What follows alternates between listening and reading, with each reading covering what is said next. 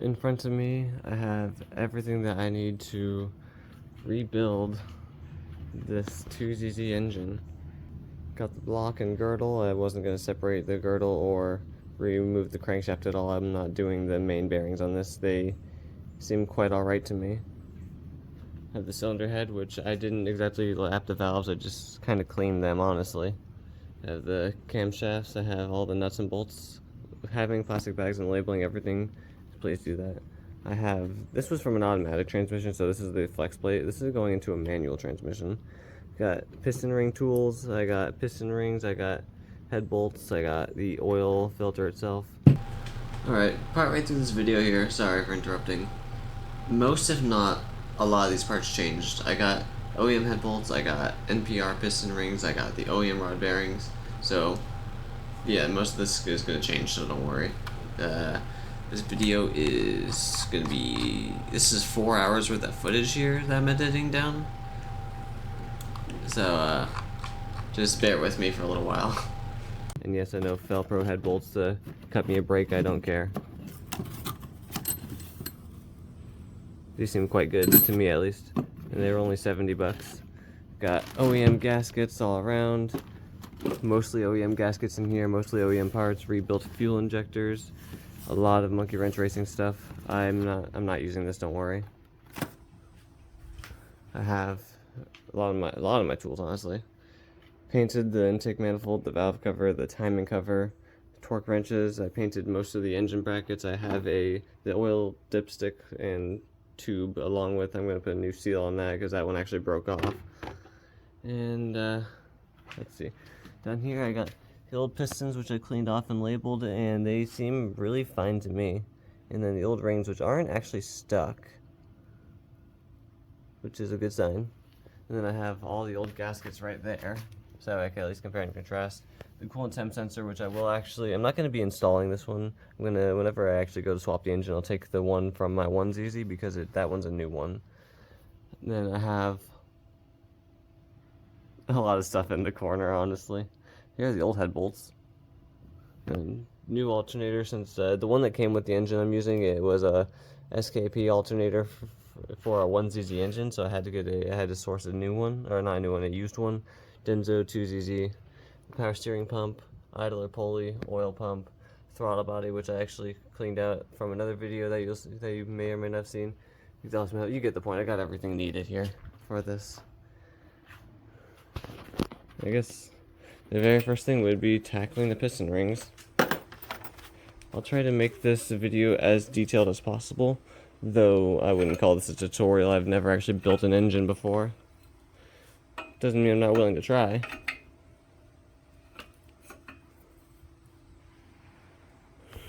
Oil. Yum.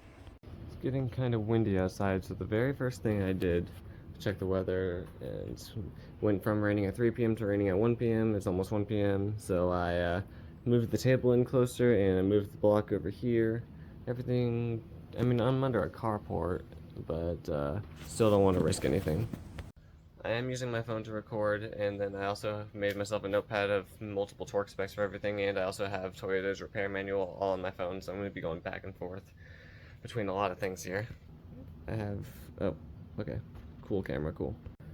Also, I will try to make this as detailed as possible, but as I've never built an engine before, and I've never built a 2ZZ before, I don't know how much of a detailed perspective this will be, but every single time I torque something down, this is going to be a lot of editing for me to do.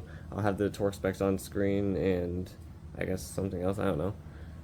Like I said, this isn't exactly a tutorial, but it's more of a reference point to where if you're building your own engine, you should, I mean, yeah, it's a reference point is the best I could say. You could follow what I do, you could do your own thing. I have my own parts. I don't even have OEM Toyota rings. I got these, which are really high quality, don't get me wrong. They're just not OEM Toyota rings. And don't even get me started on the Felpro head bolts, I don't care. The very first thing I'm going to do, personally, I'm going to take all these tools out of the area. Sorry, one moment, I'm over on the side here. Just need these in a respectable area. I'm going to take the, oh, I accidentally kicked the alternator. Go away. I think I'll be kicking a lot of things by mistake. Put pistons 1 through We'll have 2 through 4 to the side, and with their respective bearings. I labeled everything. And yes, I will also clean everything before it installs. I was able to take the piston ring off with just my hands before, but I got this tool. It was in a kit with the compressor, so I just said screw it, 14 bucks for both of them. And just do this. I've never actually used these before. Is this how it works? Am I... Hello?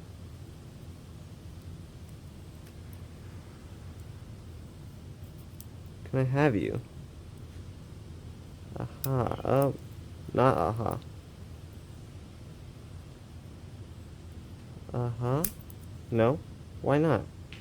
Unless I'm doing it the wrong way. I don't think I am. There's not enough space to do it that way. What? I've never used these before, as you could tell. And this is probably not the highest quality pair of piston ring pliers you could get either. It's not gripping on this side. Oh, because it's too thin. That makes sense. I haven't even owned this thing for like a good month. I already had to modify it. Just gonna press that together a little bit more, just because the gap for these tools was way too large. Alright, how about now? Now can I grab the piston ring?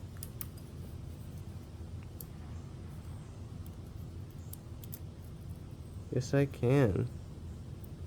Expand it only as much as it needs to be expanded.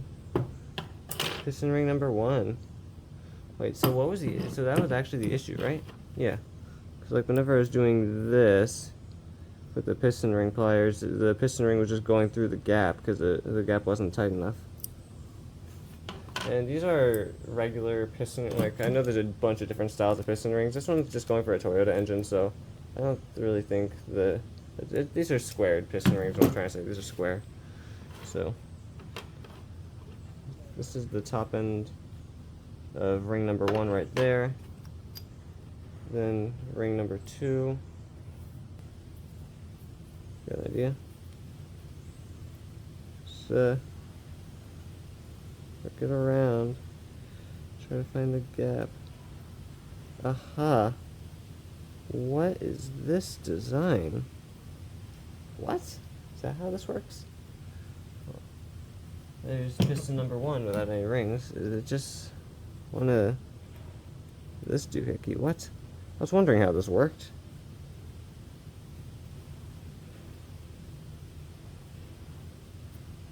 Does it go in a certain way? It does go in a certain way. Yeah, just like that. Oh, there's the gap. You can tell by the...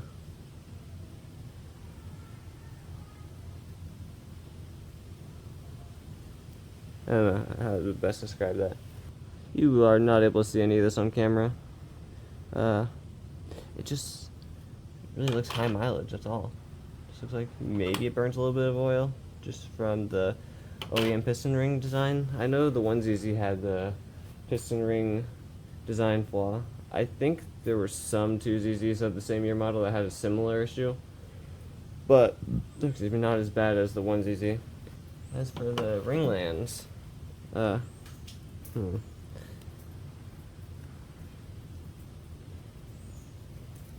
they just look like they had oil in them. I might be able to just like clean those out with some carb cleaner, maybe? Pick tool? What's a pick tool gonna do to this? Oh yeah, it's just oil in there. And it's now starting to rain. Good thing I'm under here.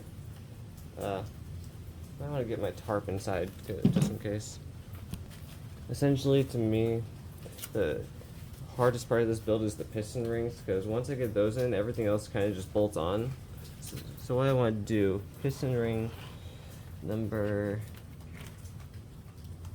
1, I want to see what the end gap is on this ring. Just like I already have the end gaps that I'm going to put my rings at, but I just want to see what these ones are at. So we're going to take this one, number 1, into its respective cylinder. Cylinder number 1. I should probably put like a tiny bit of oil in this. No. And push it in like, I think 110 millimeters. I don't know how far down that is, like maybe right about there is 110 millimeters. Y'all can't see the ring. Oh, you can kind of see the ring on camera. I have to look at the feeler gauge specs again one moment. I got, for the feeler gauges, you will not be able to see that on camera, I don't think at all. Oh, you will. 0.33 millimeters and 0.38 millimeters. Those are the only two size differences I have. The oh, no, there's a, never mind, I lied. There is one underneath here. These are just really thin pieces of metal and very hard to see that. Exactly what I need. The standard maximum is 0.35 millimeters right here. I just want to see what these ones are at. I'm actually going to start with the one that's on the smallest end of the tightest gap, so 0.33 millimeters is what I'm going to check for. How well it fits snug into the, give me a light. Give me a light and camera action, actually.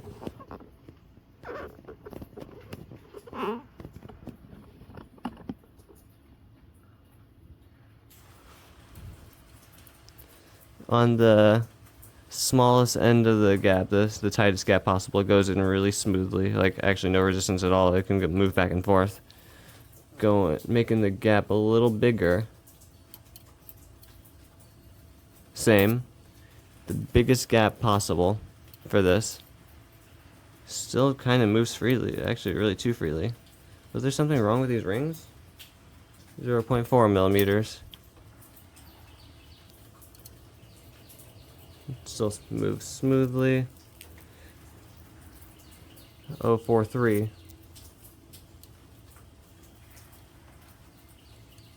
No resistance at all still. I'm just going up and up and up till I get to see what the exact one on this one is. 0.45 millimeters.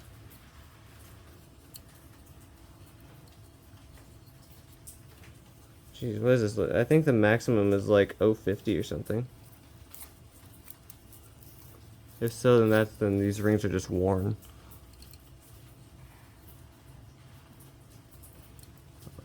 Oh, 0.48.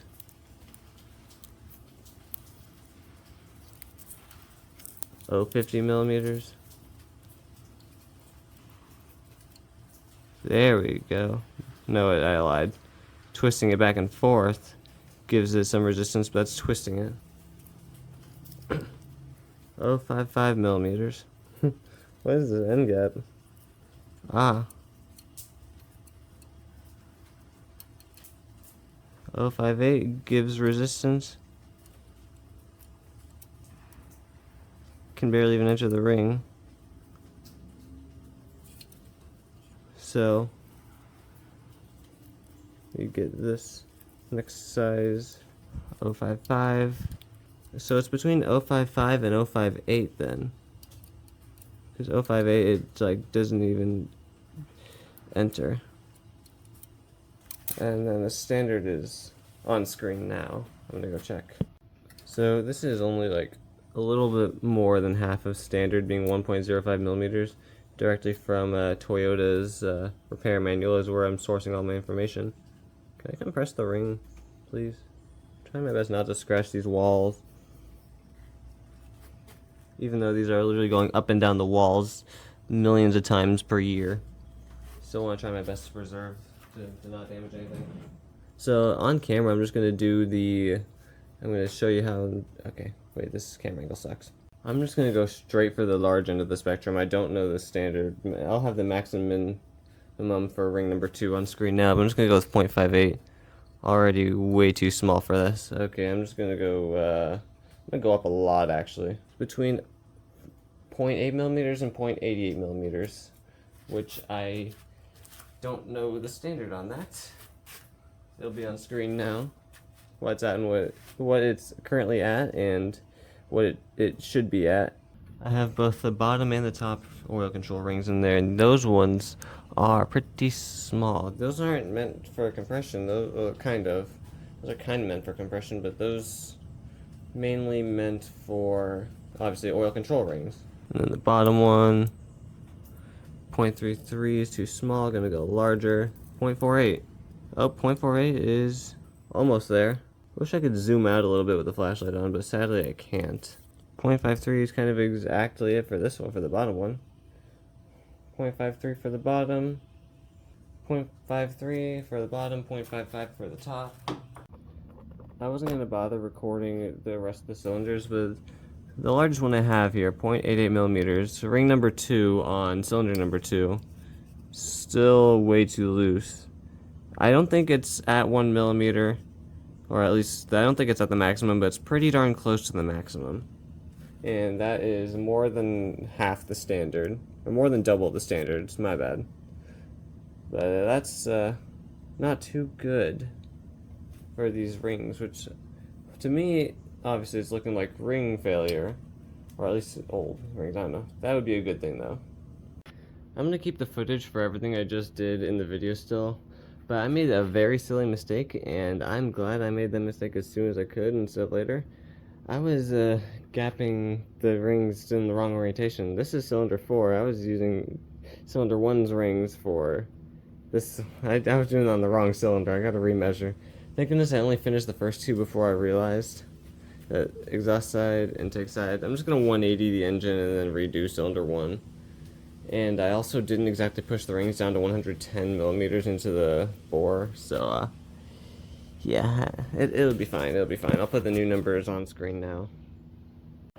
Alright, so all 4 cylinders, the bores look great. I haven't done any measuring with the new rings yet. Don't know if I have time to do it today. My main goal is just to measure the old rings and get everything organized in a sense. All the rings are well past the standard. They're not at the maximum, but they're well past the standard. All the OEM rings measured correctly, being pushed down 110 millimeters into the bore with each ring measured with a feeler gauge, pushed in with those pistons, sideway, squared. Anyways, yeah, old piston rings are no-go. It has been maybe 2 weeks since the previous clip. By now the valve train video has already went live. I have new parts. Even though it's time for me to, well, I wouldn't say time for me to build. Even though I'm ready to build, I'm just a little nervous with a few things. My first big whoop here. So I bought NPR piston rings over the Engitech ones for, you know, OEM quality. Toyota piston ring manufacturer, yada yada, made in Japan. But then, at the same time, I went from Mizumo Auto. I actually also bought the engine bearings, which I thought these were also going to be made in Japan, but they're not. They're made in China. These ones are actually a tri-metal bearing, which apparently is not exactly meant for daily driving. But at the same time, I cannot find OEM 2ZZ rod bearings without getting the crankshaft undersized and without waiting 2 more weeks to get them. So, I mean, these ones, to me, they look fine as long as I open them and don't scratch them at all, because these should be alright. Crankshaft itself, it's supposed to be 45 something, 46 something millimeters, but my gauge here, whenever I read it, just goes to like 44 point whatever BS. And I'm guessing that's a caliper issue, because this is a $10 caliper, not a micrometer, apparently. So I'm assuming the crankshaft is standard, honestly. And yes, someone can yell at me in the comments for quote-unquote cheaping out on an engine build. I wouldn't say I was trying to cheap out, well, except for the head bolts. I guess I genuinely did cheap out on the head bolts. But like, at the same time, I also trust Velcro in the stock head bolts. Because like, they were $150 for 10 head bolts compared to 70. And yeah, these had the heart on Rock Auto, and like, to me, they seem fine. Of course, I'll have to oil them up. They got the hardened washer, they got the bolt. Like, goes in there. Yeah, just like that. For a stock build, I'm sure the Velcro head bolts will be fine, yada yada. I cheaped out, someone yell at me. The worst case scenario, in 1 to 2 years, I just buy a JDM imported motor and pay it off monthly and swap it into my car. That is the worst possible scenario, but at the end of the day, I'll have a Celica GTS. Whether I build it myself or I get an imported motor, so yell at me later. You know, because then I'll have 2 motors to work with, and then I could sleeve this block while I'm using the other GTZ as a daily, but like I said, that's worst case scenario. Anyways, off-brand rod bearings, off-brand head bolts. I think that's about all that I have to complain about my personal decisions. The, I guess, last thing that I'm having a hissy fit about is this apparently is a failed water pump. Whenever I got it from a friend, which also has a 2ZZ just sitting around, out of the weepage hole, there was a lot of red, dried up, I guess, coolant, which I didn't actually know this was a serviceable point or whatever. So this is, even though it looks nice and the bearing spins nicely, it's technically a failed water pump. I have the other one with me, the original one, but I mean, it doesn't have as bad of a failure point as the good-looking one, but it still does have a little bit of grossness in there. So what I'm going to do is, once I get this built, even with this build, it's not going in my car for at least another 2 weeks. I'm going to buy another water pump to put on there. I'm going to paint it, throw it in there, get rid of the other two since they're technically useless now. Jeez. But let's just get to building. First, second, and third piston rings. I'm going to just take the first ones out of the bag here and just measure them. The very first thing I'm going to do is just see if they are over or undersized for the bore. I should probably put a little bit of oil on these. Like, ooh, these aren't black. I thought these were black. These are like a brownish. I'm guessing N means top. What does N mean? So like, or is that just for, oh wait. No, that's for the oil rings. Install piston, thoroughly clean ring grooves of piston. Did that for the oil. Yeah. Does this one not tell me why there's an N instead of a T? I would think that's for top, or that there's just their logo. Crap. It's already looking really better, but let me prove that mathematically before I just say it is better. When I mean better than the first set of rings I had in here. Sorry, just getting the engine stand corrected. Lower the tripod just a little bit, get a good shot in there.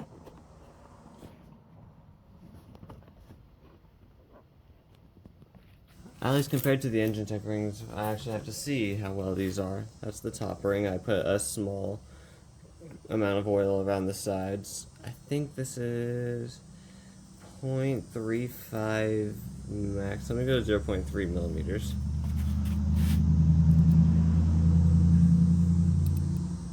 Ooh, not that actually. Wait, smaller than 0.3. Let me go to the minimum then. 0.25, I believe these are. Sorry, it's really hard to grab these. These are really thin pieces of metal. 0.25 millimeters. A little bit larger than that, but definitely better than the engine tech. It's nowhere near 0.7, so lower than 0.33, higher than 0.25, 0.28. No, wait, not 0.28. Let's go with 0.3 to begin with. I'd rather it be closer to the maximum, not maximum, the higher part of the standard. I might not have to file these down. Not down to 0.3, not 0.3. I'll just go straight up to 0.35. See what happens. Oh, actually it is greater than 0.35. Whoops. 0.4. Am I wrong? Am I wrong in any of this? It doesn't feel like 0.7.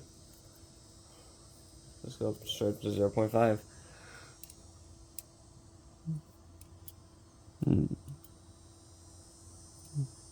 It's smaller than 0.5. That's good. 0.45. I'd rather have it. Ooh, this one. So between 0.45 and 0.5. 0.48 millimeters. Still loose. Unless I twist it, but I'm not trying to twist it. I just did 0.48. Wait, this is 0.48? 0.48? There's a cat at the door. So, it says 0.5. I think it says 0.5. Goes in with slight resistance. Doesn't go in all the way, so can't slide it in. My next size down is 0.48. So is this like 0.49 then? If I get it at the right angle, I could slide through. So it's at like 0.49. Top rings at 0.49, which is above the standard, but it will, whenever it heats up, it'll close to exactly the standard, which isn't bad.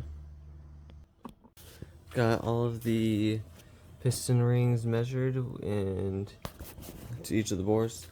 Surprisingly, no, not surprisingly, cylinder 4 is a little bit better than the rest, but not by a lot, just by like 0.5 millimeters better than the rest of the cylinders, but it'll be alright. They're all way below the standard, a little way below the maximum, a tiny bit above the standard, but with heat they should reach the standard.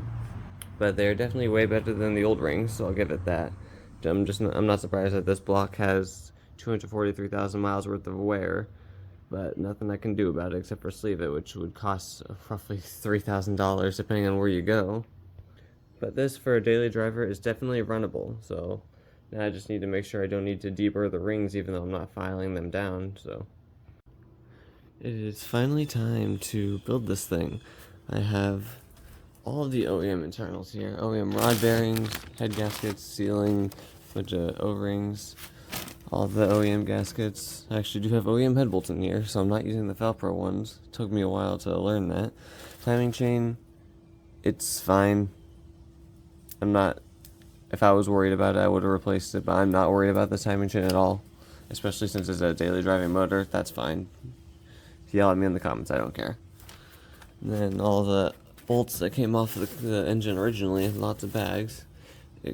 Exhaust manifold, heat shields painted, exhaust manifold there. Oil pan, which I still technically have to clean up a little bit. It's, old gaskets.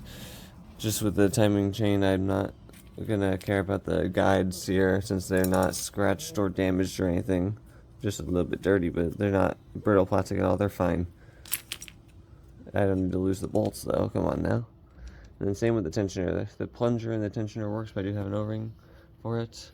Crankshaft pulley, bunch of tools, painted stuff. Even though this one does have its dents, I don't have money for a new one, plus I love it the way it is. NPR piston rings, because, well, these are the OEM supplier for them, and they are within spec. I already measured these. So, the previous clip, I believe I'm going to put that previous clip in here. It was like a good week or two ago. It took me a while to gather all these parts, and even then I'm still fighting Toyota over some parts that were missing in an order, which I'm all good down there. I painted the vent tube as well. So, OEM internals all the way around. New O-rings. This water pump, I want to use it so badly, but it is a failed water pump. I won't be able to use this. But that's fine. And then one of these, which I bought this from Monkey Wrench Racing thinking it was going to be black with the thread sealants already on it. And it's not. It's zinc coated without it. If I knew it wasn't going to come the way it was in the photo, I wouldn't have bought it.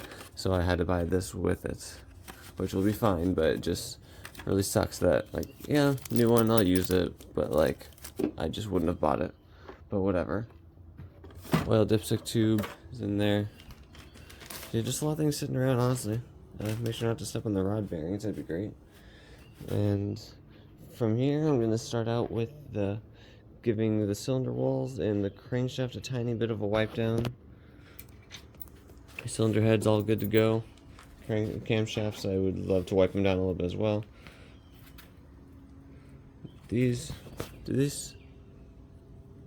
Yeah, mains spin just fine still. I cleaned out the journals a little bit with some brake cleaner and WD-40. Mains spin just fine.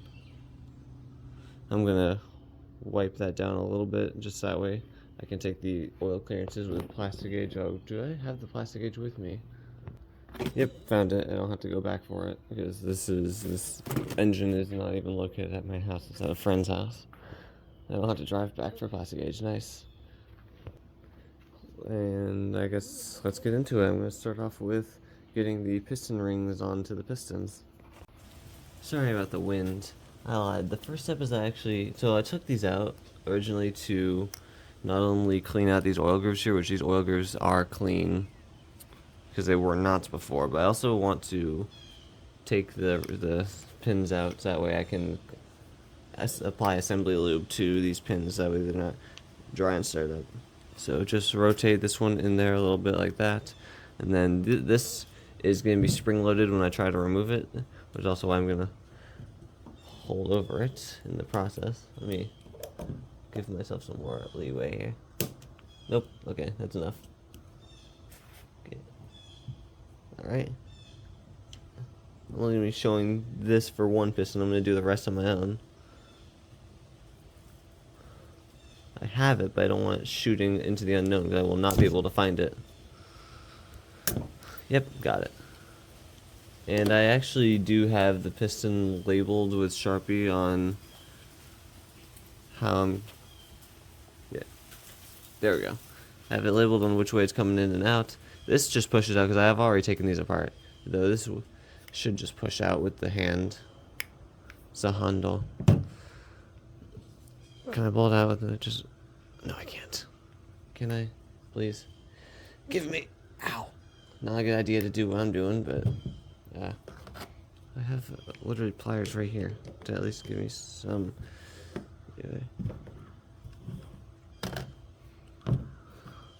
I mean, theoretically, I could have poured oil inside this thing, but I chose not to.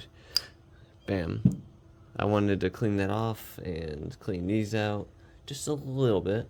I want to make sure, because whenever I was cleaning out these oil grooves here, I was using a drill to do so, because I saw another guy do that. I'll link his information. He's been doing this a lot, but did not mean to grab the shop towel there. Jeez. This back up. So, give me a little bit of this. Clean this out a little bit because it wouldn't hurt to do so. Both sides. Clean this out. Make sure all the grooves are cleaned out. So that way.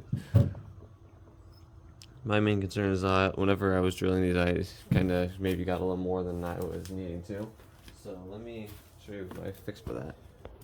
Guess you ran out of brake cleaner. Don't try this at home. Let me just make sure there's no metal shavings coming out of here. Oh, not.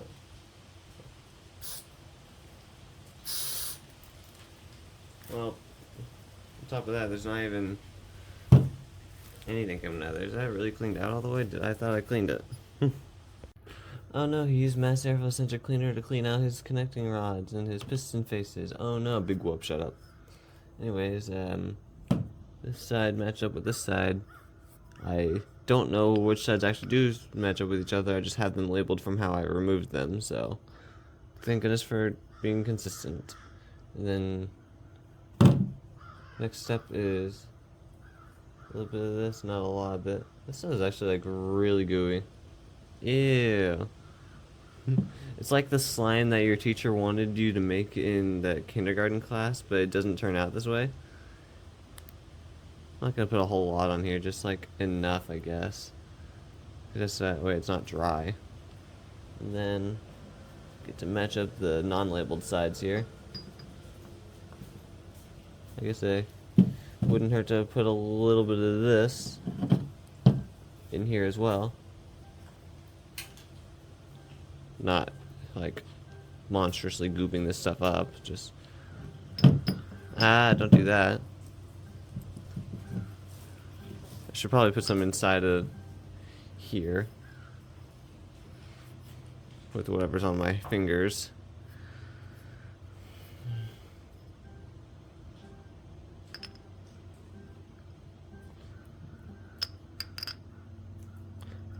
I will be doing this off camera for the next 4 pistons.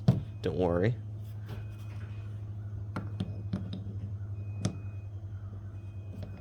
Alright. Line up nicely, please. Aha, gotcha. Ooh, that went in really nicely now that there's lubrication on it. Ooh, I like that feeling. Now just ungoop my hand. I bought this assembly lube from Amazon for like $8 to $10, and I think you could buy it in certain stores. But if you don't have any assembly lube, then you should be alright with engine oil. But this engine is going to be sitting for a little while before it even gets close to a first startup, so I'm not bothering with using engine oil. I just went straight to assembly lube. And then this pin stupidly just fits in here. And I shouldn't even have to worry about the shop towel beneath. I just need to... I forget how I got these in last time. Maybe smart here. Maybe a little bit smart here. position it in the right way, or any way you choose. Bam! It's in there, it's not coming out. I reposition the pins that way it's not on this ridge here, even though it won't come out regardless. And that's one piston cleaned off, all the oil grooves cleaned out, all the ring lands, everything, and then lubed up. You know, I could have theoretically just poured some of the assembly lube or engine oil in there, but no, I wanted to do this my way. And then Sharpie marker, hard to see that on camera, but it lines up with these two, or at least it's on the same side as. I think the side of the piston is intake side. I have the service manual with me to check. Now I'm going to take this, I think this is 1000 grit. Yeah, 1000 grit sandpaper. Fold it up a lot. And then just slightly deburr these rings, even though I didn't gap them. They're a tiny bit, like 0.05 millimeters above standard spec, but so minimal that it's not a bother. Like 0.4 millimeters compared to the maximum standard, like the highest point of the standard gap being 0.35. It'll get within standard just by heating up, and even then, none of them are close to the maximum amount of 1.2 millimeters. So I am quite alright with these piston rings, and if you say otherwise, then build your own engine. I don't know why I'm counteracting. You don't drop your piston ring. I hear these things are very brittle, and I don't want to test that theory, especially the first compression ring. Just gonna give this a nice little wipe down with a shop towel. Inspect it. Yeah, it's fine. Gonna take more hits and vibration inside the engine anyway, so that's nothing.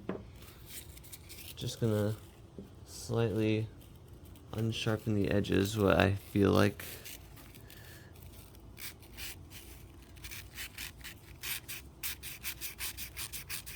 Not a lot, just enough.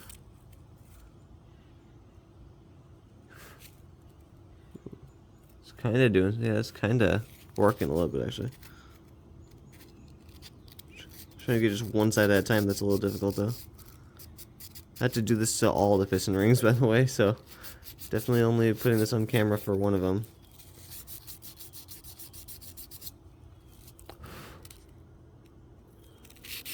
I'm hoping the sandpaper is strong enough to do this. I'm hoping. I don't need to get the face.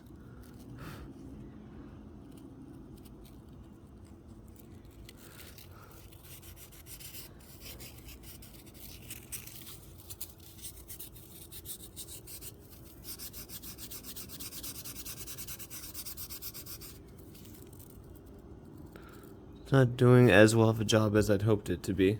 I will come back whenever I have all the piston rings for cylinder 1 deburred. I lied again, I wanted to show y'all. So on this side right here, it's going to be very difficult to see on camera, but I'll try my best.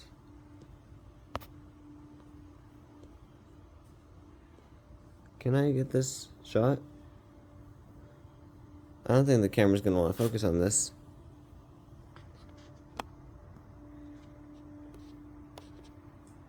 A little bit closer, come on. Nope, nope. There we go. Oh, nope, nope.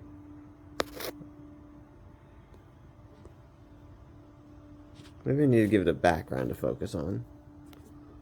To not focus on. There we go. So, with what you can barely see right there, I'm trying to focus the camera. Anyways, the edge of it, as you can kind of see, is the one that I sanded all around. But then up there, the face is what is untouched. Hence the coating that's on there still.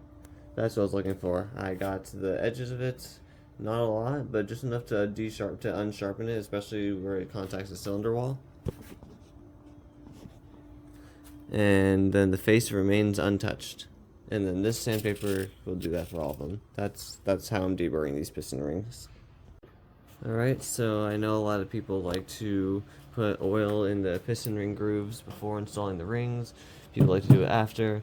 I'm gonna choose just to do it after because the oil can get kind of messy. As far as I'm aware, this one goes on here first, and I know they also go in a certain orientation. I'll get to that as well. And then between the two oil control rings, they don't have an up or down, and they can be installed first or second. I know I can install these without the piston ring pliers. I've just never installed piston rings before, so those ones are too thin anyways. I think I have to install these ones by hand. Being very careful, you don't want to overstretch these. Just as much as you need to. I am very scared to overdo these, because I would just have to use the old ones if I do. Can I just put them in like this?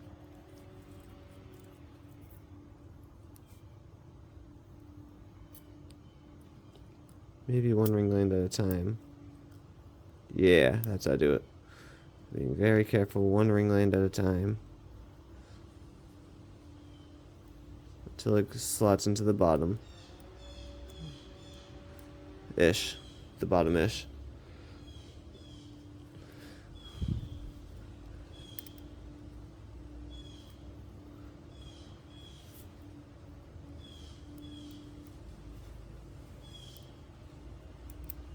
There we go.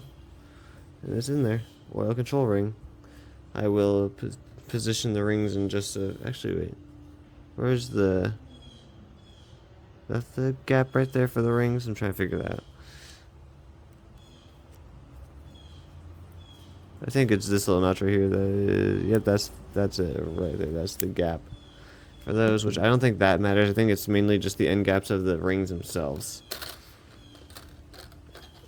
So then, put this one in there, bring it around town, bring the second edge to the second ring land, that one up. Alright, getting closer, getting very much closer. Just bring that to the third one instantly, honestly.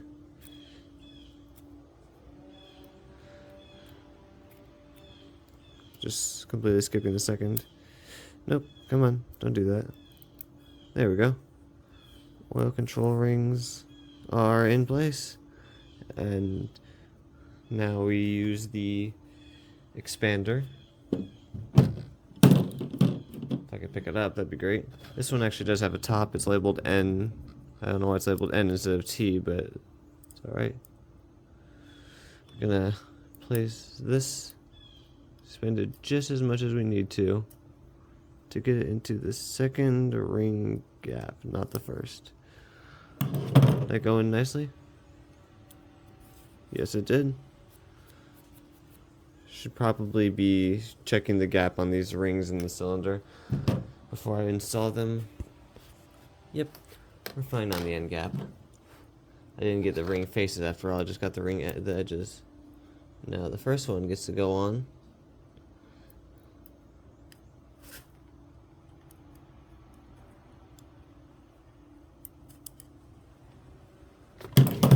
It looks weird whenever I mess it up. It just pushes back into place, but still it looks funny. Wow, it really just like expand. Jeez. And that's one piston with all new rings installed. Alright, okay, so I think this is the exhaust side, this is the intake side. The top ring goes to the opposite of the intake. The second compression ring goes 180 of that. It's going to be hard to hold these rings in place while rotating them, but difficult but possible. And to get it on camera too.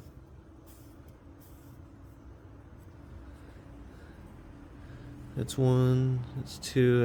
Line it up as best as you can. The piston rings do rotate in the cylinder, so that's going to be fun to deal with. And then these ones, I believe these just go side to side. I don't actually know where these gaps are. Oh, shoot. Don't want to accidentally... Oh, there's one gap.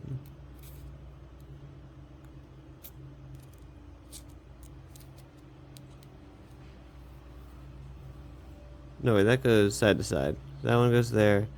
This bottom one gets 180'd. So let me just hold those two rings in place.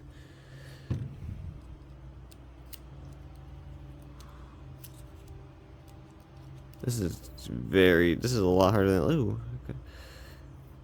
got an edge on it. 100% doing the other piston rings, the other pistons off camera. Do believe me on that. Bam. Intake opposite of, first one opposite of intake, second one opposite of that, third one side to side. The expander doesn't matter. That piston is ready to install. I lied, let's get those new bearings in place. When opening these, be careful so that way you don't. Oh. Here's the part number for the bearing set, by the way. With mine, I was looking onto the connecting rod here, which I don't think you'll be able to see on camera, but right there above my finger, it's engraved with the number 2. Yeah, you're not seeing that on camera, I'm sorry. Check your connecting rods and only get OEM bearings if you're going with an OEM build, or if you're going with a modified build, then get the correct bearings for that. Don't, either OEM or Monkey Wrench Racing, whatever they got, don't go with some random aftermarket ones. I learned my lesson with all that before even starting the build.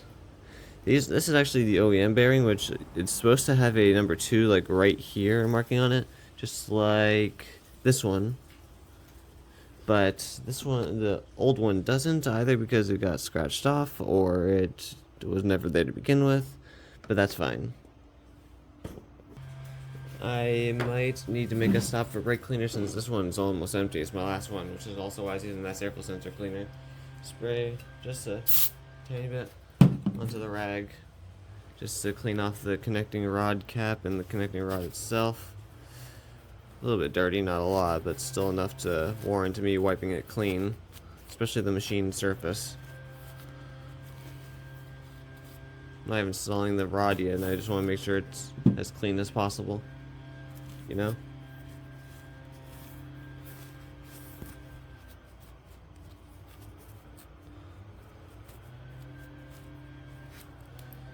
Right, and I don't think these have a top or bottom at all. As far as I'm aware, they should just be the same shell. They're not marked differently at all. This one says D20B. This one says D2CB. But I don't think they're different. They don't seem different to me. Just like the ones I took out, they don't seem different at all.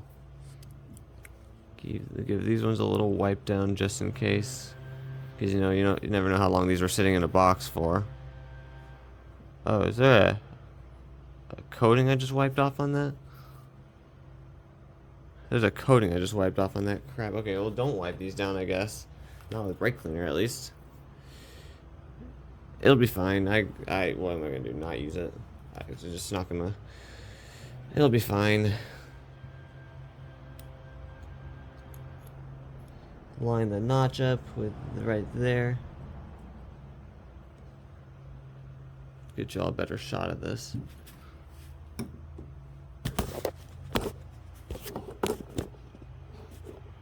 Nope, lower the tripod. There we go.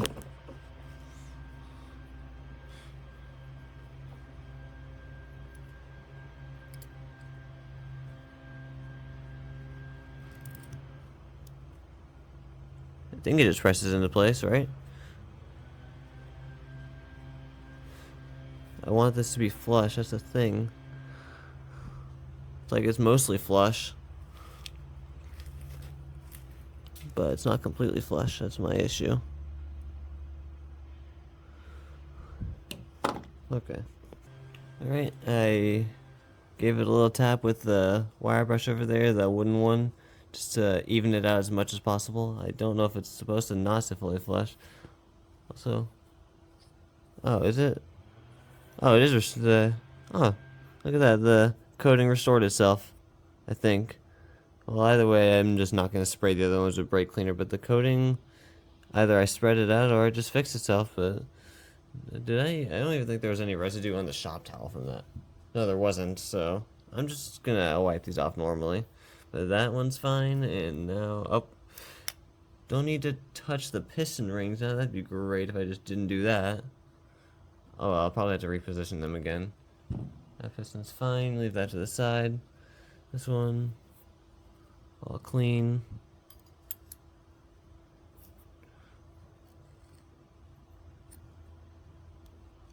That one went in really nicely, really nicely, and actually perfectly. I don't even want to hit that one with the wooden wire brush. And it's a new OEM rod bearing installed, and I do have new bolts. Don't worry. And then those fit together so nicely. That's one OEM piston.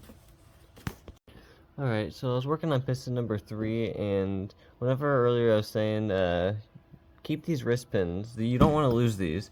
I just lost one into the abyss. Like, I know I wasn't going to finish this build today, don't get me wrong. I was most of my times going into the pistons and the rings, but I didn't think I was going to have to order a new clip, which thank goodness, I'm pretty sure my Toyota dealership can get it to me by tomorrow. But even if it hurts, make sure you cover this up, so that way if you're taking these out, make sure you keep these C-clips, because it just wing into the abyss. I can't find it. Not happening. I wish I could find it, or else I would. This is fine. I just had to apply assembly lube to it, but dang, that's crazy. So there's good news, there's bad news, and then there's good news again. Good news is that all 4 of the pistons with the new rings and rod bearings and assembly lube, they're all there. Bad news is the circlip there, I lost it and had to buy a new one. The good news is I ran out of time to build today anyway, so I can't continue even if I wanted to, because I gotta get ready for work now. Tomorrow, whenever the circlip is at the dealership, since I ordered it to be picked up at the dealership, that's the fastest shipping, hopefully by tomorrow. I will put that in there and then put all the pistons onto the crankshaft and measure it with plastic gauge, and yeah. Also, this I'm going to transfer over. I'm going to get the one from my onesie. I mean, it'll work, but like this one, I broke it. Anyways, the pistons are done. I have to wait till tomorrow regardless. And that's it, yeah. I'm going to clean up around here and get ready for tomorrow. It's been far too long waiting on this. Got the new snap ring from my local Toyota dealership. Just open this up real quick. Not going to lose this one for stupid reasons. I already cleaned out all the pistons, I already cleaned out all the oil galleys, I already cleaned out everything. That just needs to go into the piston. And hey, would you look at that? Piston that's missing one. Oh hey, would you look at that? The tool, I need to get it in there. Hey, would you look at that? My patience, I need it. No, I'm not oiling up the snap ring, I'm just going to install it. Whoa. Okay, clearly it's not going to flex the same as the other ones. I should probably do this in an enclosed area. We got it in there, it looks all nice and pretty. Piston spins smoothly. The next thing I got is my funny bag of OEM Toyota parts, gaskets, seals, bolts. I'm just going to lay it out on the table here. Those are some transmission seals. I'm looking for... I think these are the connecting rod bolts. That's the connecting rod bolt. Why am my brain said connecting rod bolt and I thought camshaft bolt at the same time. I don't know, let's just pour this out. So, OEM cam cap bolts. OEM cam cap bolts. What's this one then? Are these more cam cap bolts? Because these are the longer ones, that's why. Those are shorter ones, part numbers match. Those two are for the shorter ones. These are the longer ones for that. Cam cap bolts. And these are all the connecting rod bolts, all 8 of them. 1, 2, 3, 4, 5. There's a Jelly Rancher. There's a Jolly Rancher on my finger. 6, 7, 8. I don't know why there's Jolly Rancher on my finger. And what I want to do is just want to transfer over, or not transfer over, get rid of the old cam cap bolts. But I also want to measure them real quick. I want to measure an old one and a new one to see what the differences are, because these are torque to yield, so I want to see with the little caliper if they make a difference. So that's the new one, that's the old one. No, they're both the old ones. I didn't open a new one yet. Yeah, all the new ones are still there, so we'll grab one new one. So one of the old ones. I'm going to measure from the base to the head here in inches, and then I'll also convert it to millimeters.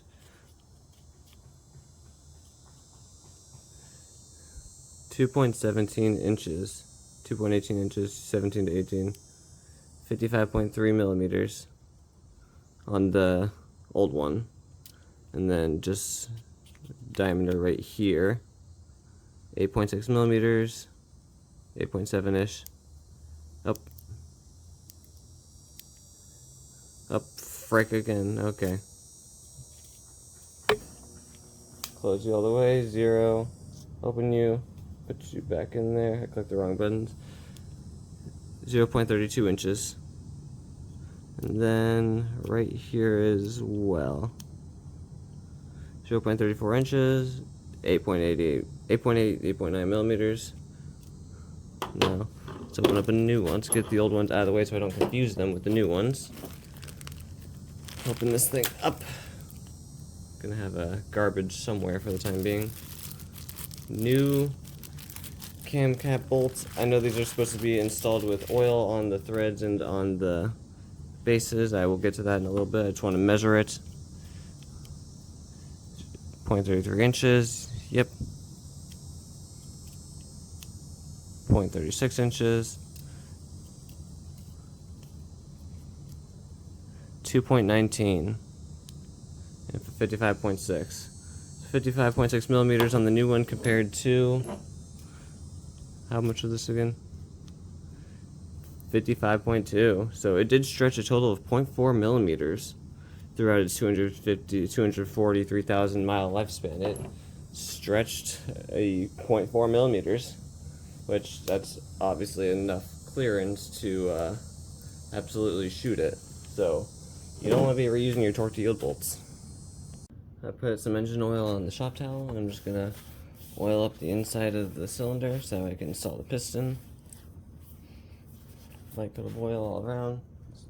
So that's almost closer to like cleaning it, but like it's getting oiled. And then I'm gonna use this same rag here to oil up the piston rings. I'm just gonna lightly coat these in engine oil, just like all around, just that way there's something. I'm not gonna like heavily do these, especially since this engine's gonna be sitting a while. It's gonna be sitting for at least another 2 to 3 weeks before it goes in. Hopefully by the end of November at the max. And then I get to figure out how to use the tool I have. This thing. I have no idea how to use this yet.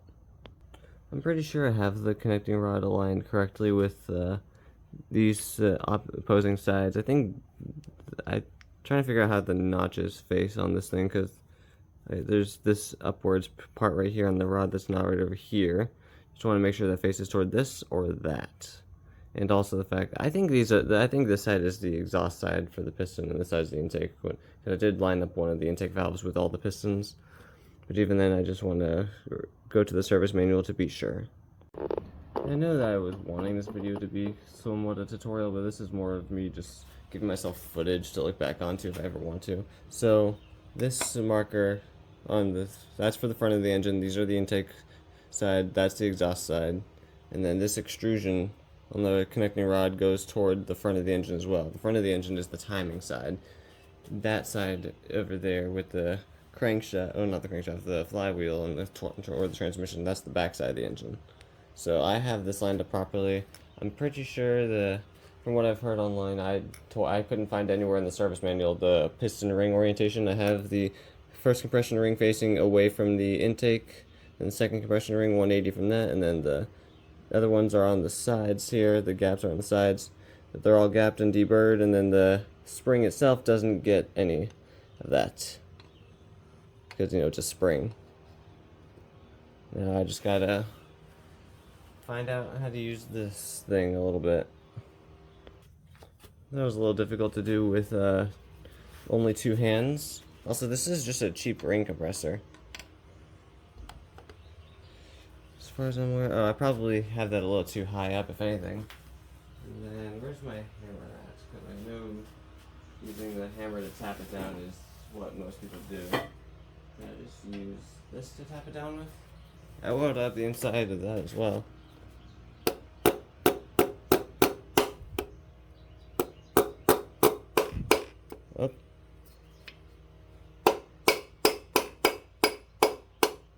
That's not working how I want it to. Is it? I think it's compressed all the way. I think so. It's not getting past the first set of rings, unless I just need like a... No, I feel like that's gonna ruin it. This is taking way longer than I thought it would, just because I don't know how this works entirely.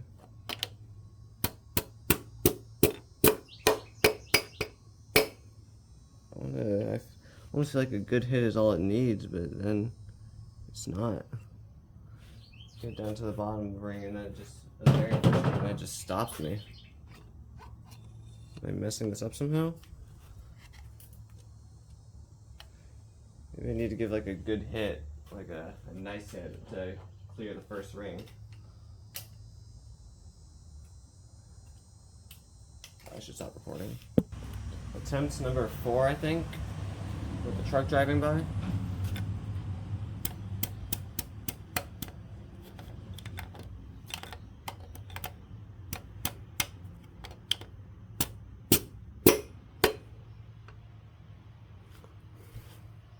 Does it just get stuck on the very first ring? It did. Yeah, it does. I just can't get it past the first ring. So I learned that not only is this tool, obviously this tool is cheap, but apparently this style of tool kind of sucks. Sometimes it's able to work. Like I managed to, I had this little scratch right here, which no longer catches a fingernail, so I don't really care about it. I smoothed it down. I think the tool did that, but I got the cylinder into the bore. And now I just need to line it up with the crankshaft properly. Or at least I think I'm going to install all 4 pistons and then line them up with the crank. But that's 1 piston in there. Pistons, can I get a light in there? Pistons 1 and 4 are in there. Next part of my elaborate scheme, going to clean off the crankshaft with the shop towel and the brake cleaner. And I'm going to not want to scratch anything while I check oil clearances. I have my nearly empty can. I don't know where my completely full can went, but whatever. I did buy a second thing of this. Just trying to make sure I don't scratch anything. Look at all that dirt. I don't want that. I don't want that on my rod bearings. And I'm gonna also hit this with a dry shop towel as well.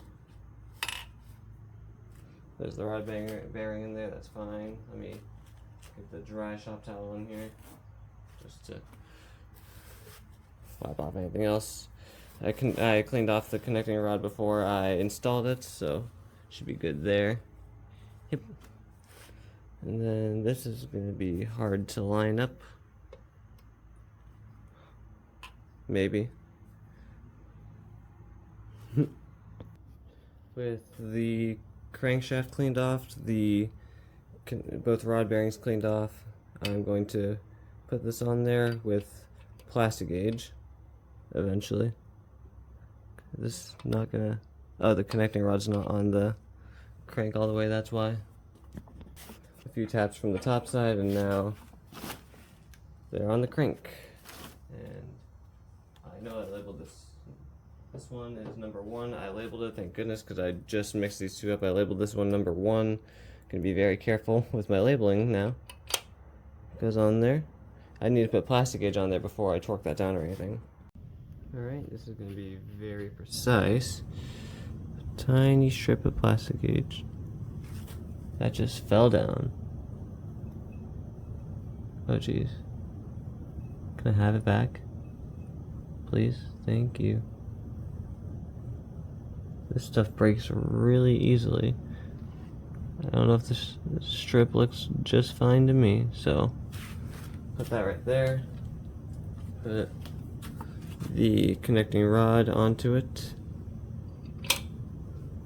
And then torque that down with the new bolts. I don't have any oil on these threads and or anything, just torquing these down to their specified torque spec, which I will have to go to the service manual to find. Alright, the most accurate torque wrench I have, since all my torque wrenches are kind of mixed. 12.12mm socket set to 22 foot-pounds for the 2ZZ.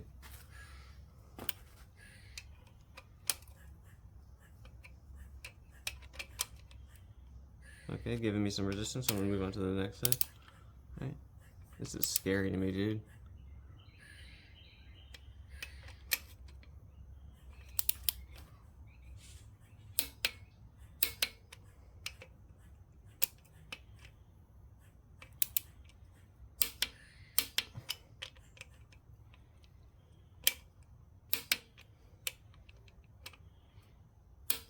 There we go. And then I completely loosen these. I love this tool. This thing has been super helpful on the Del Sol.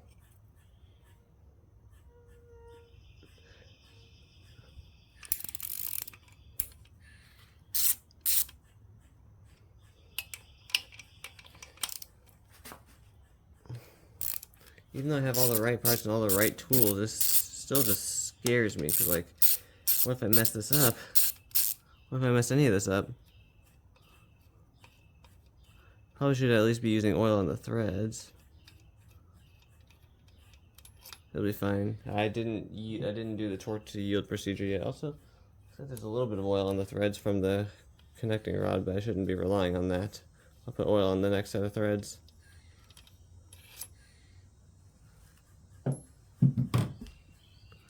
This just comes off. Plastic gauge is on both ends. Nice. Now I think the measurement here is between 2.0. I know, I'm just gonna have to see the measurement. One moment. Plastic gauge will be 0.025 inches to 0.043. Let me just see what this lines up to. 0.0. It's like 0.003. What is this one in millimeters? Unless it is in millimeters, that's why. 0.051 or less, which the maximum allowed is 0.07. So it's less than that actually, so it's like 0.05. It's like, yeah. Just like with the piston rings, it's a tiny bit above standard, but below maximum, so I'm gonna run it. I'm going to get this plastic gauge off with, I think sometimes you could use your fingernail or maybe even brake cleaner, and yeah, my fingernail worked there. And then instead of doing the next 3 on camera, I'm going to just put the measurements on screen. Yep. Alright, I'm ready to torque down cylinders 1 and 4 rod bolts. My method of madness I'm about to portray here. You're about to see what I'm about to do. Just gonna pour some assembly lube down the oil hole there. Just that way it gets to the main bearing, hopefully. Some there as well. And then, whoops, that should be fine. Just gonna put some right there. And then along this line as well. The more the merrier, right? Well, I'm also gonna put some on the rod caps as well, so this one's for cylinder 4. Like a hot dog. People always say the more the merrier. I've never done this before, so I'm just gonna do however much I feel is right. Spread it out a lot bit. Put some on the crank. Cylinder number 4, facing the correct direction. Actually, I do need the piston to go up a little bit. My bad. One moment, please. Just gonna push that up with my hand a little bit. Bam. Oil clearance is within spec, or it's above standard, but it's also below maximum, so I'm gonna run it. Oh, I did not put any on that one, not yet, my bad. I also want to put some oil down. I don't think I lubricated the cylinders enough. Like, I won't, it's not enough to damage them, but like I probably should get a little bit of lube.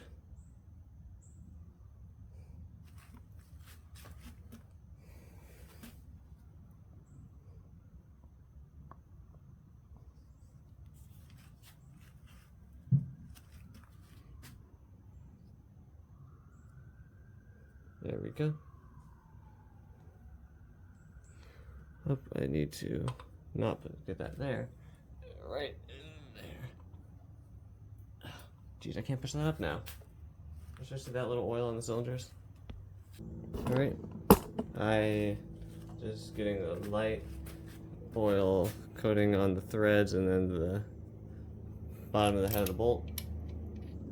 And then I get to tighten those down, torque them down to 22 foot-pounds and then 90 degrees. So let me just get these snug real quick.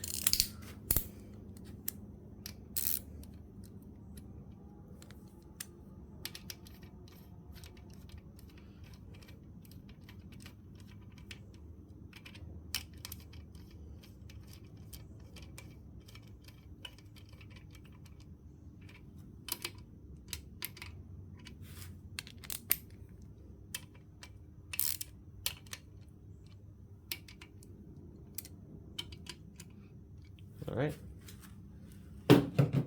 snuggish.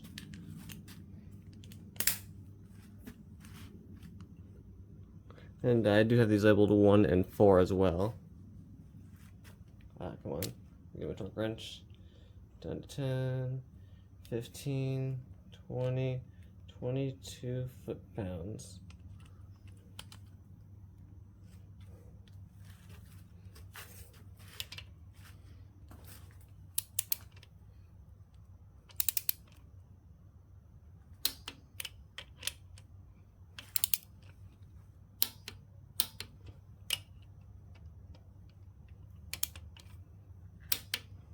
There we go.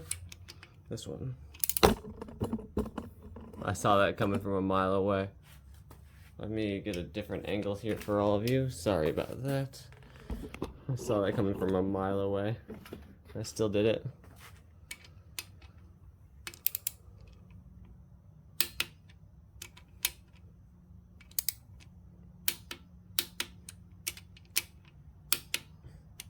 So, now 1,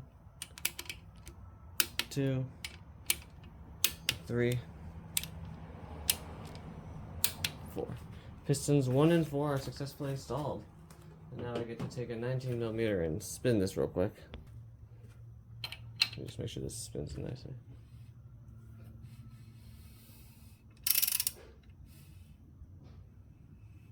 That's the sound of needing oil on the cylinder walls. Cylinder walls are kind of dry, and that's on me. But now that those spin nice and freely, let's go down to cylinders 2 and 3, which I have yet to install the pistons for. Yay. I wouldn't say I forgot about a crucial step, but more of I forgot to record it, or I forgot to even do it. So, make sure these face the front. The torque to yield sequence for these is 90 degrees, so got the paint markers on there. Toward the front, though it doesn't really matter which way they're toward. Need to make sure that this faces the 1. Ooh, that's fucking tight. Oh, shit. Don't do that. That's tight. Oh my gosh, that's...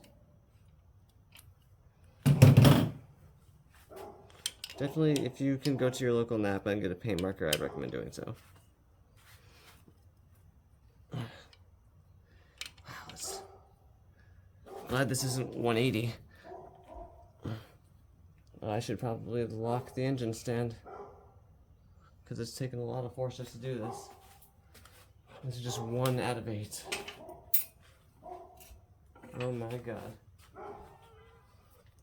Put that back in there. Can I unlock this wheel too? Yes, I can. Can I stop the crank from moving? Because now it's the crank that's moving. Can I put something there to block it?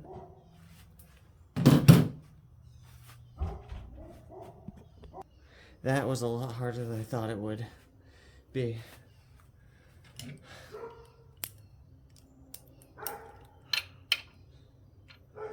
Spins really nicely though. Second one. Ooh, okay. That helped a little bit. I would not have been able to do this without an engine stand. Not possible.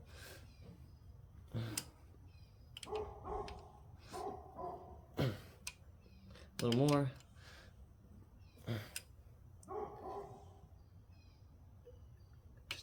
tad, like right there. Perfect. Not done yet.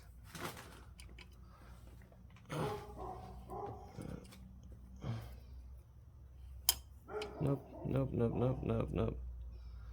Don't need you to move at all.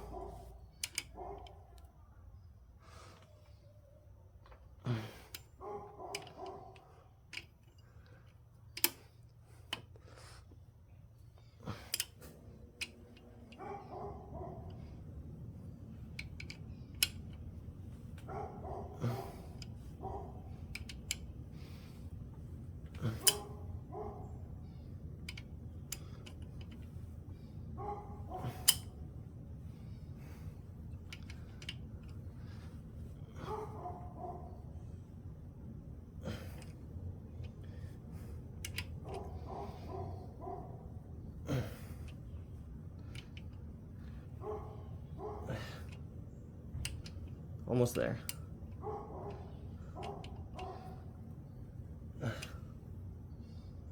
Money.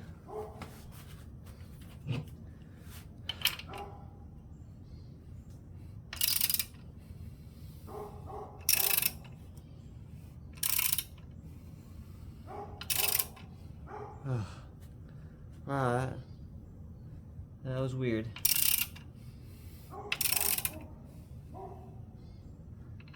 Now I get to install the other two pistons.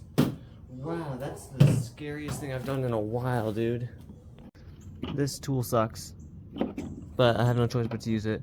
These two oil control rings, these are the only ones that got damaged because I didn't hear any inconsistencies when installing the other rings. I didn't hear any snaps or pops or anything besides. Anyways, these two rings are broken. Now, if I could find the point of damage. You can barely see that on camera, but it is on the outer edge of the ring.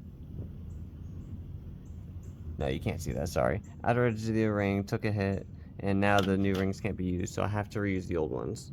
I'm going to clean these up as best as I can. They still function. This engine, I don't believe, burned oil at all, or it might have burned oil, I don't know. I can't buy an individual set of these rings, only a brand new set, which I would rather not do since that's $100+ just for these. These ones will work just fine as long as I clean them thoroughly. So yesterday these two piston rings broke. That was user error completely on me. But I kept all the old rings, so this one, it does look bad on one side, but that's just oil staining. I cleaned it up as much as possible with brake cleaner and it's completely smooth. And it fits into the bore nicely, so I'll be using the old rings, which they're not meant for compression that much, so they don't really matter. Just cleaning them up should be more than enough it'll work. It'll be just fine for a daily driver.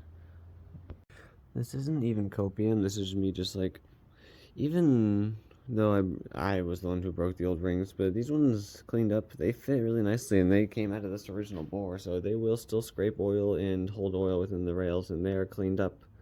And I did put them back in the correct orientation, or at least the one that I found, which these ones didn't really have much of an orientation. I just lined up the stain side with the inside of the oil ring. They didn't really have a top or bottom either, so they'll work. They'll be just fine. They'll scrape oil. Worst case scenario, I have like a very smidge oil burn at high RPMs. That'll be fine. That'll be completely fine for a daily driver. Cylinder 2 also had some broken rings. You won't be able to see it on camera, but I've confirmed that those ones are no good. And so there's a chance that number 1 and number 4 also have the issue with my bad on the piston ring installation because I was user error. But I already torqued down the torque to yield bolts on the crankshaft, so these two are staying in the bore.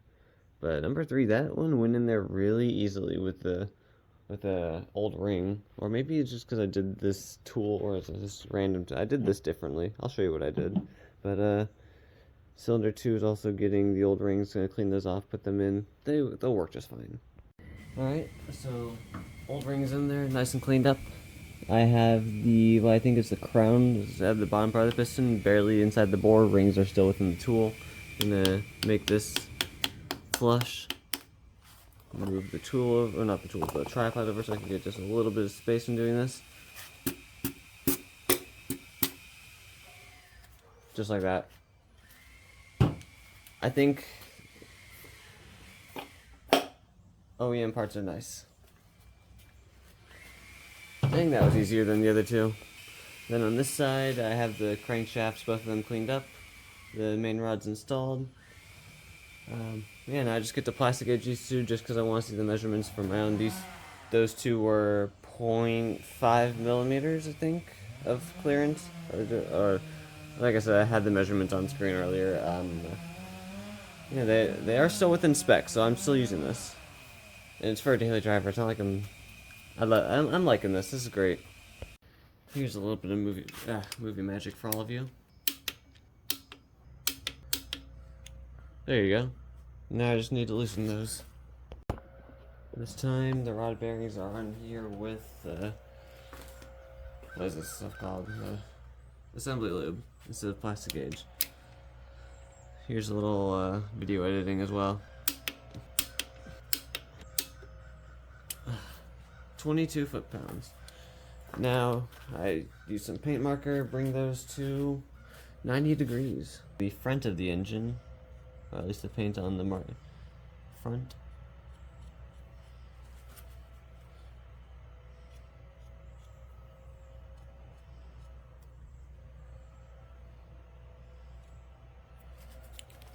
There, those are all facing the front. Now we take our fucking breaker bar and let me lock the engine in place because this does take a lot of force.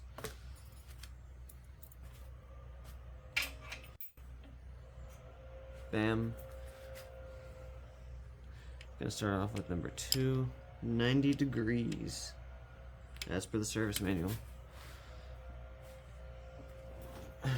Yep.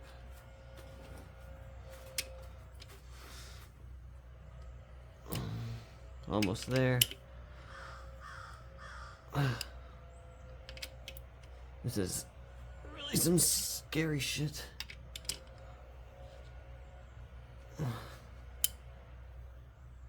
Yep, 90. This one as well. Ooh. Close. One more.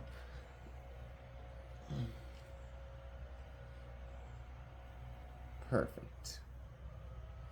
Oh, no, not perfect. Like one more degree. There, now it's perfect.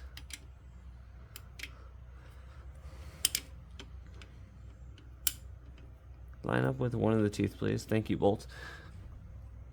Ooh, that one went easier.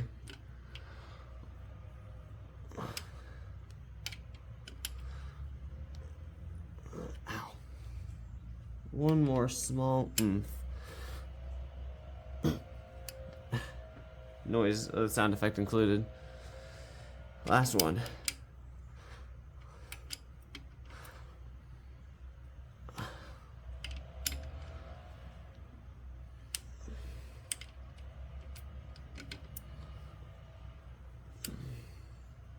One more small turn.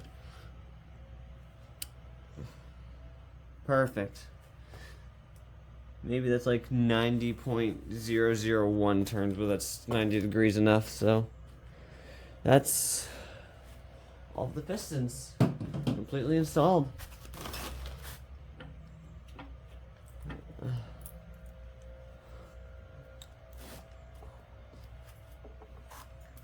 Let's give this a little right round, baby, shall we? Just to make sure everything spins nicely. 19 millimeter. Hello.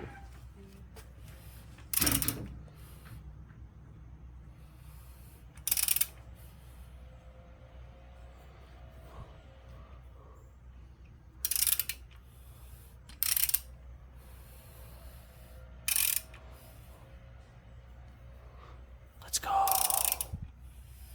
That's so cool. All new piston rings installed. Pistons are all good. This is nice, sorry. They all spin so nicely. Let's just have them at like an equal level for now. There we go. Oh, that's so awesome. OEM Head Gasket. Here's the part number. Got this from Monkey Wrench Racing. Beautiful piece. Just gotta open it. without damaging it, I guess. It's just been here for a while, so. Bam. I'm pretty sure it only goes on one way. I'm pretty sure. I actually don't remember which way the old one came off. Is it? Sorry, this is taking me a moment. No, because of this is the only hole like that matches up right here. Yeah, that's how it goes on.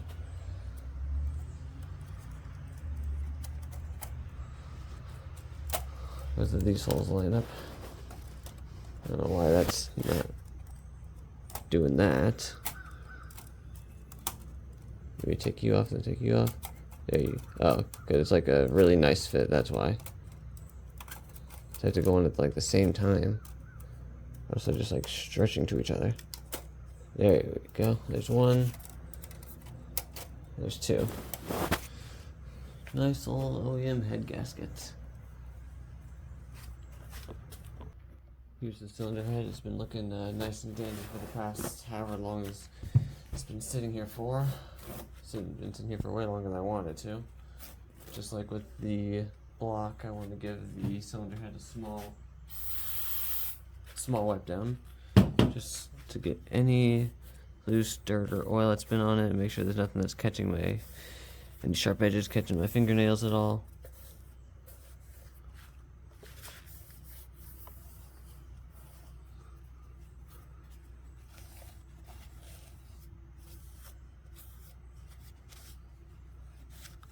All the valves completely lapped.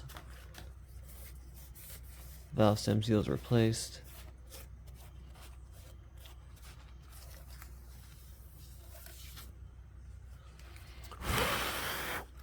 Yeah.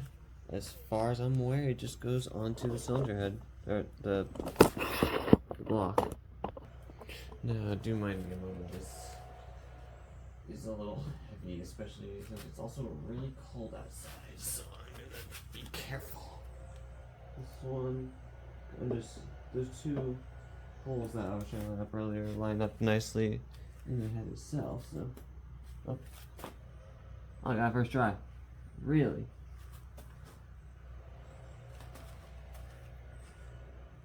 So I had first try? No way.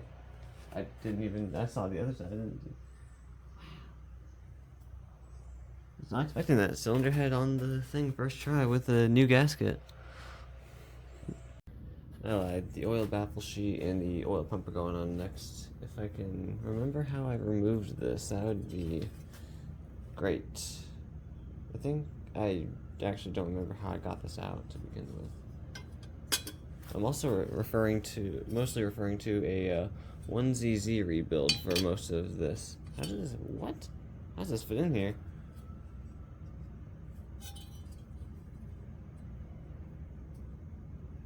I'm confused. I'm confused already. Baffle goes in just like this, and then here's the oil strainer, which I'm just gonna clean out with some brake cleaner real quick, wouldn't hurt. All nice and clean on the inside. Now I just need the gasket to go with it. I'm so glad these gaskets are labeled, because I am just over here in my box of gaskets and O-rings. Also, I didn't know I had this still. I want to eventually put this back on there. I don't have any high temp glue for that though. Anyways, I have just the box of gaskets and shit. And I'm glad it's labeled, because I was not able to find this. Also, this goes on here with nuts and bolts, and this also goes on here. Right there, maybe? No, right there. All this goes down to 80 inch-pounds. 80 inch-pounds on these, yep. Here's the oil baffle sheet. I'm gonna just torque them all down in somewhat of a pattern down to 80 inch-pounds. And then I'm just gonna go across them all one more time.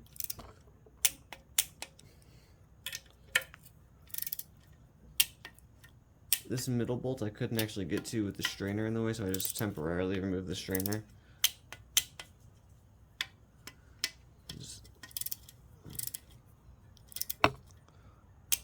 Sorry about the tripod. So, 1, 2,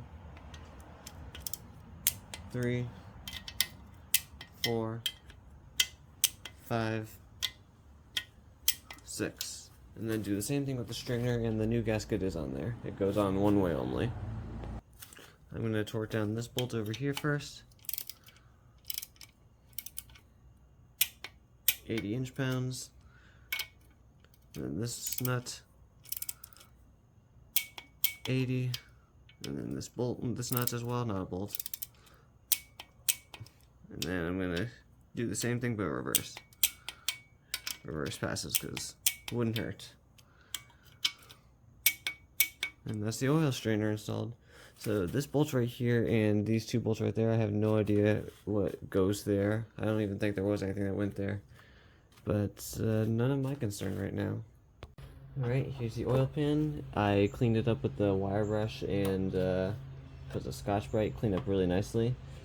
I couldn't get any fill-in-place gasket because I didn't feel like it, but Monkey Wrench Racing did sell the next best alternative, and they sold it for like $5 cheaper than any auto parts store, and that would be Ultra Gray.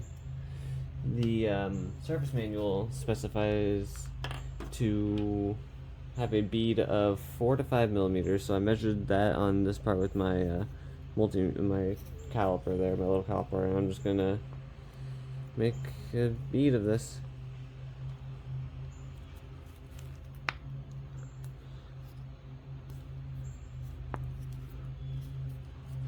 You can get this stuff from your local auto parts store for like 12 to 15 bucks. I decided to buy it from Monkey Wrench Racing since it was cheaper and they were gonna just ship it with everything else I was buying at the time, so it worked out for me. Just trying to push as much of this out as possible, you know. If you don't have Ultra Gray, you can probably use Ultra Black. It'll probably be alright. I was actually planning on using Ultra Black, but then I realized, hey, you know what, I'm here, I might as well. If I could get this stuff open, sorry. There we go, I opened it up a little bit more and it's actually like flowing now. Well, flowing a lot, yeah, just had to open it up a lot more.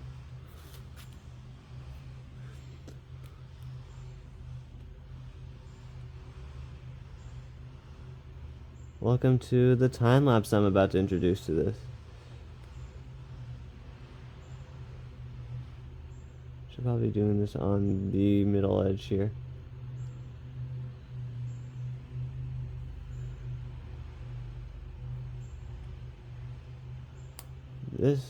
Placing a fill-in-place gasket like this, I've never actually done this before. Not that hard, it just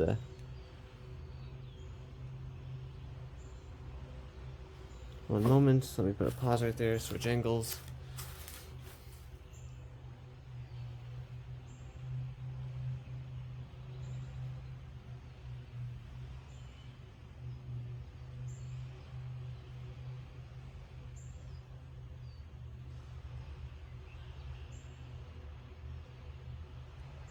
Whoops, I might have to go back there for a moment. Yeah, let me fix that real quick. Why'd you go down?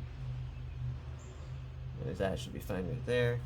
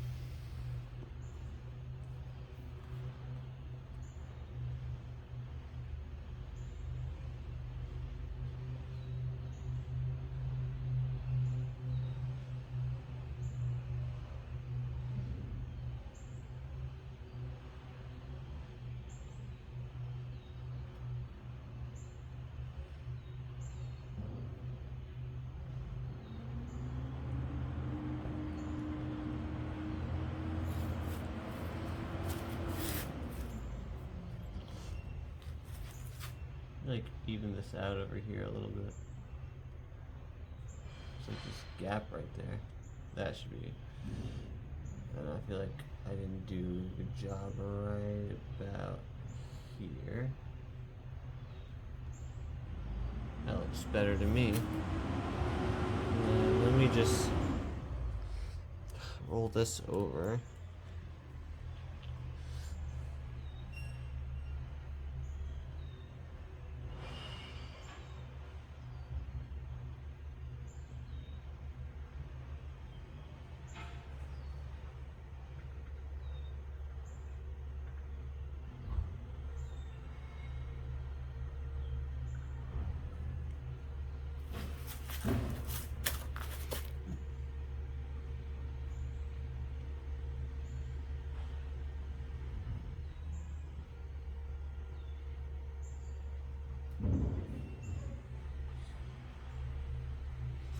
Bam.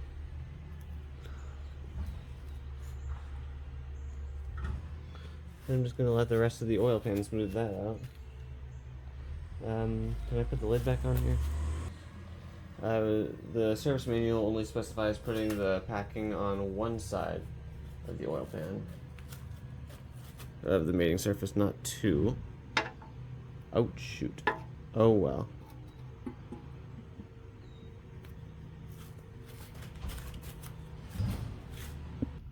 The oil pan has a lot of nuts and bolts. This next one's going to be very fun for me to edit. I'm just going to torque these down in a uniform pattern, as this owner's manual says. There's no specific pattern, just in a uniform pattern. Yeah.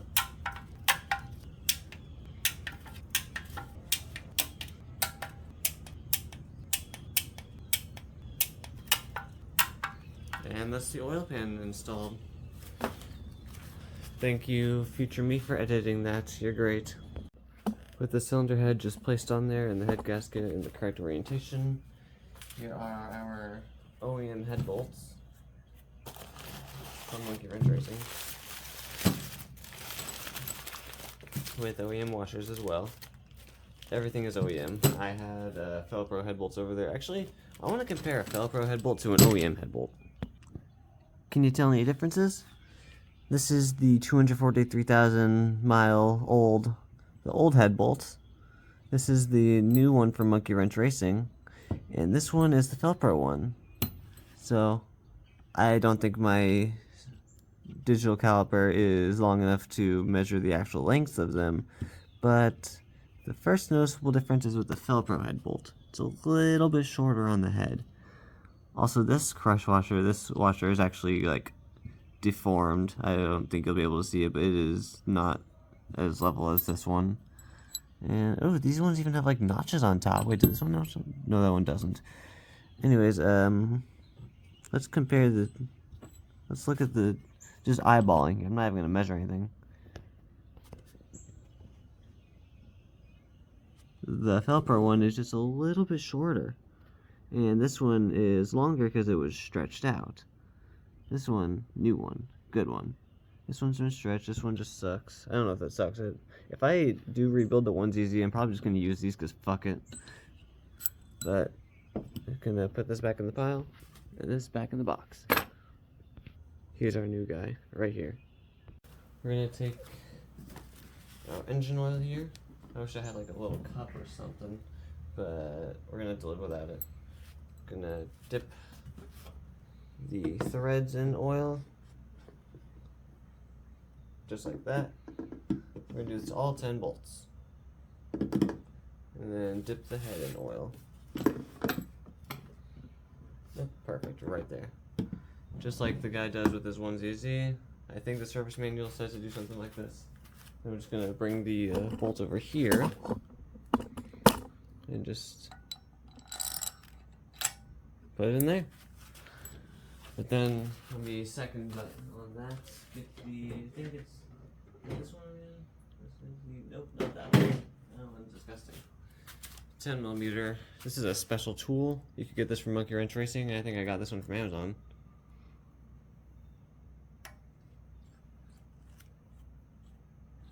I'm just gonna like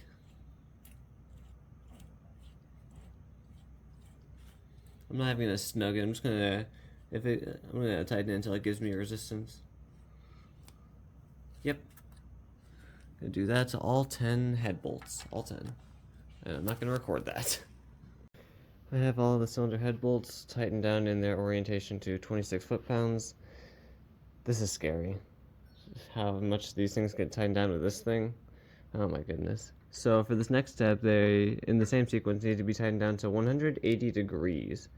I'm not going to get that on camera because I want to have the sequence on hand since I'm using my phone to record and to look at the service manual. So I'm just going to do this step off camera and hopefully not cry.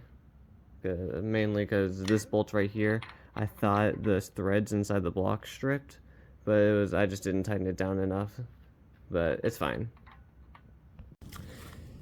I'm so glad I didn't bother recording that. That took me a really long time. All the... Come on, there we go. I have red paint marker on them. They're all torqued down to 26 and then 180 foot-pounds. And, oh, not 180 foot-pounds, 180 degrees. And let's just say that was the scariest thing I've ever done. If I've done scary things, that's the scariest thing I've ever done. That was... The one bolt that scared me torquing down, that one was fine. This one right here, it stopped at like 90 degrees for some reason, and it's probably at like 175 degrees since that's the most I can actually get it. It's done. I'm not touching it. It's good. It's sealing. That's all I know. Tripping on stuff. It is. The cylinder head is on, and it is good. I had gloves. That helped a lot. The gloves helped a lot. Invest in a nice pair of cloth or rubber gloves like this. Those will be super nice. I want to focus on the oil pump and its gasket next because the timing chain and its sprocket need to go on before the timing chain and the camshafts, and I don't want to open up any of the valves without getting the pistons at cylinder 1 top dead center. So this is the first step to getting that done. I believe it goes on like this.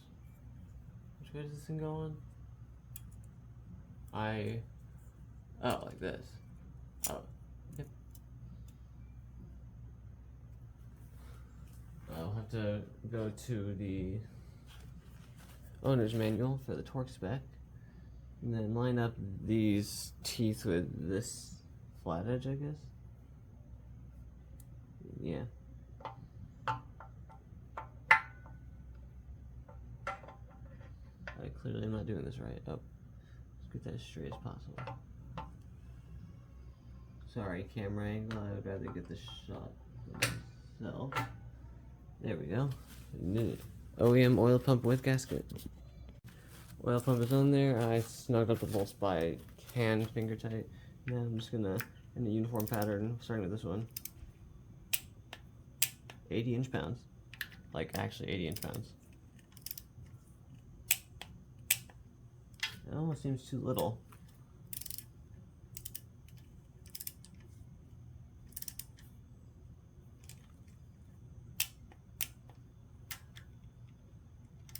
At the same time, it also feels just right.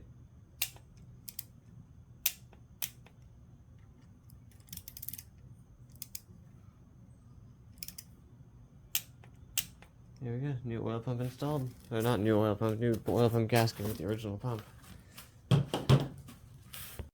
Here's the original timing chain. It's fine. Yeah, I mean, it looks a little dirty, but other than that, it's fine. So I'm gonna install it. Bam. That's also where the front plate goes as well. Right here. And now I just actually have to install the camshaft to time the engine.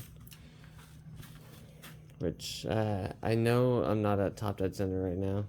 I'm at cylinder 1 top dead center, I know that. Just have to figure out which, I'm pretty sure it's this marker? I don't know. There's gotta be a marker like right here, right? Maybe it's on the oil pump itself? Unless this is, no, that can't be. Let me figure this out. It's the next day and the vibration damper goes down to 15 foot-pounds.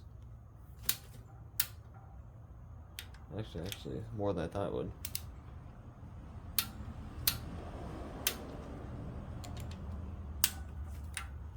And I still have to get the camshafts in place. like actually torque them down. I put assembly lube everywhere because why not? The more the merrier.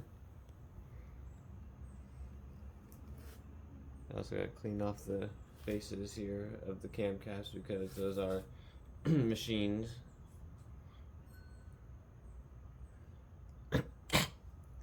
Need some water, dang. Sorry.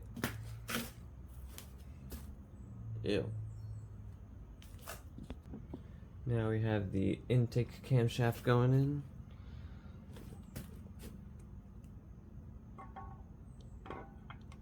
And then let me line up the timing mark at the very least. And then we have the exhaust side. Let me just get that lined up before I even put it down. Exhaust side camshaft. Everything was cleaned off, so it'll be alright. And then I have to find the torque spec for the camcaps, but I also have to clean off all the camcaps because the little container that they're sitting in is just like has a tiny bit of oil in there. This is the part number for the longer bolts. There are 4 of them for these 4 parts. These are longer than the other 16. Yeah. For now, I'm just gonna put these bolts in. I don't know if they get any oil on the threads. I just want to like have them in spots so I don't lose them. I did put some assembly lube on the bottom of the camshaft, not the tops of these though, but it'll be fine. It'll spread out whenever I spin the engine by hand because I still need to time the engine. Do these 4. Oh shoot, sorry. Got it. But these are all new bolts, by the way. I think these are torque to yield. Yep. And then this is the part number for the shorter ones. On this bag it's labeled shorter. I don't know why. There are 2 separate bags, but this is the same part. These will go into the others. So all the camcap bolts are the same, but I just thought I'd do a compare and contrast on... Wait. I grabbed the longer one, whoops. Here's the measurement for the old camcap bolt in millimeters and in inches. 1.6 inches. That's assumed to be the stretched one, and these are the shorters, but here's the new one. 1.6 as well. Doesn't really look like it changed at all. I mean, I don't know if these are torque to yield or not. They are physically the same currently, but I have the new ones, so I'm just going to use the new ones because I might as well play safe. Before actually torquing these down, thought I'd just do the lift bolts because in case I need to take the rocker arms out, in case I oriented them wrong, which I don't think I did, I'd rather just figure that out now before I torque down the bolts. New lift bolt, nice and shiny. I think this goes to 5.5 foot-pounds, or even then just like nice and snug. As long as this goes in all the way. Ooh, I'm having some resistance there on one of the rocker arms. Not good. That means I'll have to probably readjust a rocker arm. Never mind, I'm good. I have these down to 5.65 Newton meters.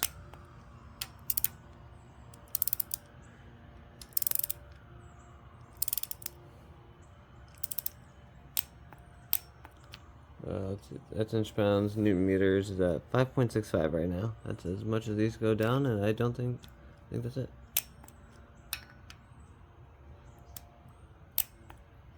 Yep. So the service manual says for the 2ZZ to tighten all these down to 15 foot-pounds in a sequence that I'm not going to remember, so I'm not going to record it. I'll put it on screen now. But then it says to uniformly lighten them, but it doesn't tell you to retighten them. Then there was a video I saw someone replacing the camshafts in their Lotus that just says tighten them down to 15 foot-pounds, and that's it. So I'm just going to tighten these down all to 15 foot-pounds. I don't think they're torque to yield, and that's not a torque to yield pattern, so if I mess up somehow, then it'll be alright. This facing upward, that one lining up with right there, and this dot. I need to get this to line up with that one, and this one to line up with that one. You're supposed to use a 24mm open-ended wrench. I don't have one of those, so this will have to work. It should work just fine, honestly.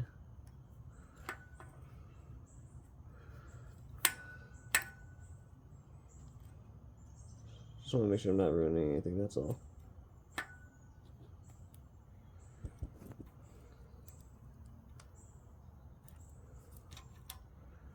Ooh, okay. That one's on there. Can I have my wrench back? No, I fucking can't have my wrench back. Okay. Cool. Cool story, bro.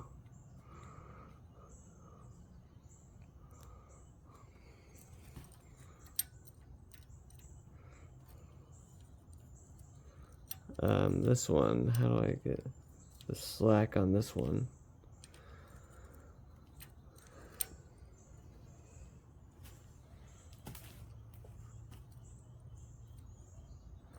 Need to rotate it this way up. That's how I get some slack.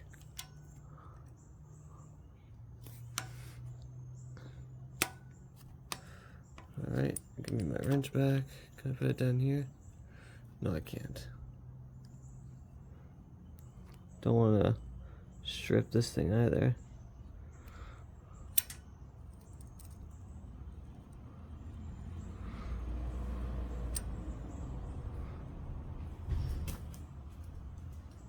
I hate this.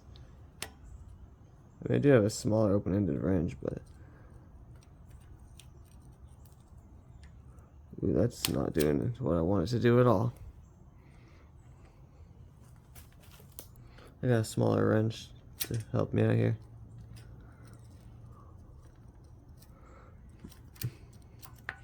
There we go.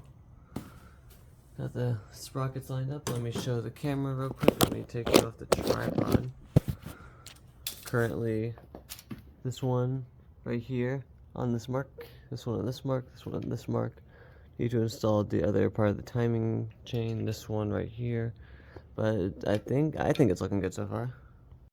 I was sitting here thinking, I can't install this, how do I get it on and make up for the slack here? And then I'm like, okay, let me go to the service manual before I do anything stupid. It says, do not turn the crankshaft. And I'm like, okay, fine. I guess I was just a little silly there. And I believe this one also goes down to 15. This is a 14mm bolt, or is that a 12mm? I believe that one also goes down to 15 foot-pounds, just like these two right here. Slipper down to 15 foot-pounds with a 12mm bolt. I don't know why I thought it was a 14 for a moment. And then, yep, that does move, and then that's tight. And then I don't have the tensioner on the thing, since I obviously don't have the timing cover on it. But I believe the engine is at least somewhat in time now. No words, just had to show. I couldn't even think of what to say. Just gotta put these new gaskets in, clean up any old fill-in-place gasket, which I believe I already cleaned up all the old gasket material that was in this thing. These just press into place.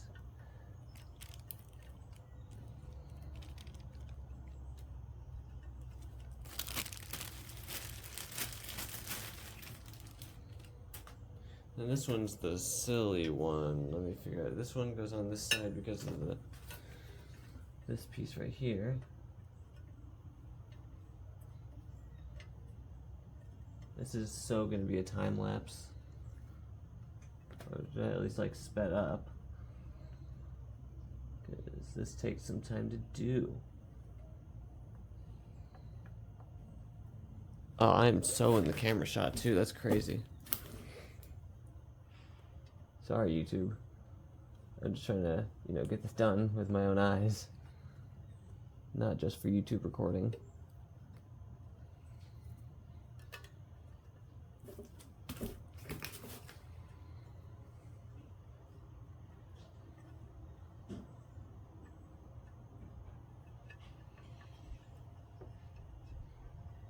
There we go. And then there does need to be a little bit of fill-in-place gasket, or in this case, ultra gray. There's all the 10mm. These two are different sizes. The 12mm, the packing seal of the fill-in-place gasket, or ultra gray in this case.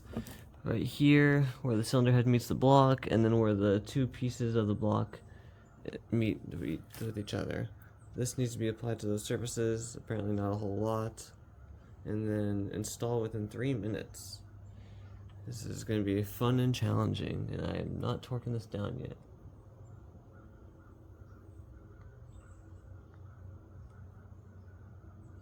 Okay, that's already a problem.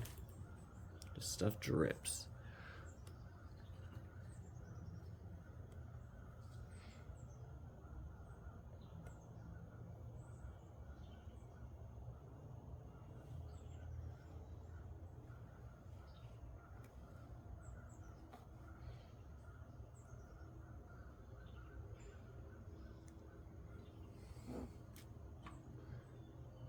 Geez, Yamaha, why did you have to add a gasket to this thing?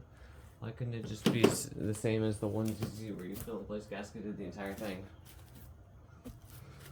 I hope that's enough. I feel like the bottom right one isn't enough. Oh, and I also forgot to put some on the bolt area. So, that one's good, that one's good, that one, this one needs a little bit more right there. And then on this bolt hole, I'm going to put it on the side of the timing cover instead, because I have more control on that one.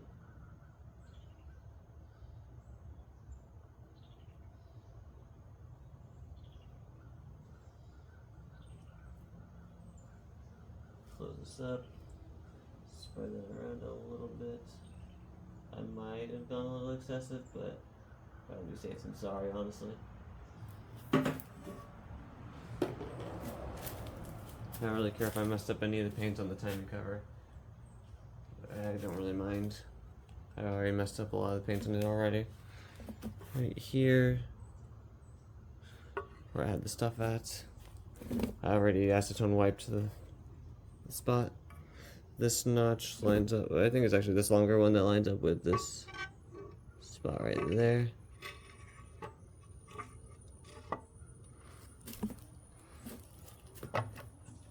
And then this one's supposed to line up. I'm having trouble doing that.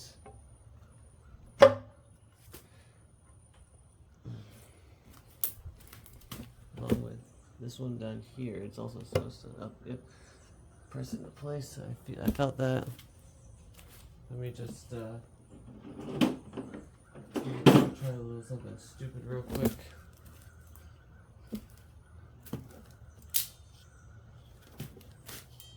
I don't have any other wrenches on me, I don't think.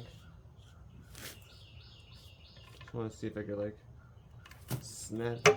Oop, nope. And I already ruined the paint on that. You know, if you think an idea is stupid, it probably is. Alright, so the Toyota service manual says once the gasket maker is in place, you have 15 minutes to install the timing cover, the water pump, the engine mount, and the idler pulley because, you know, it's all holding onto the block. They count the water pump bolts as timing cover bolts, by the way. They count the motor mount bolts as timing cover bolts, and the idler pulley for some reason.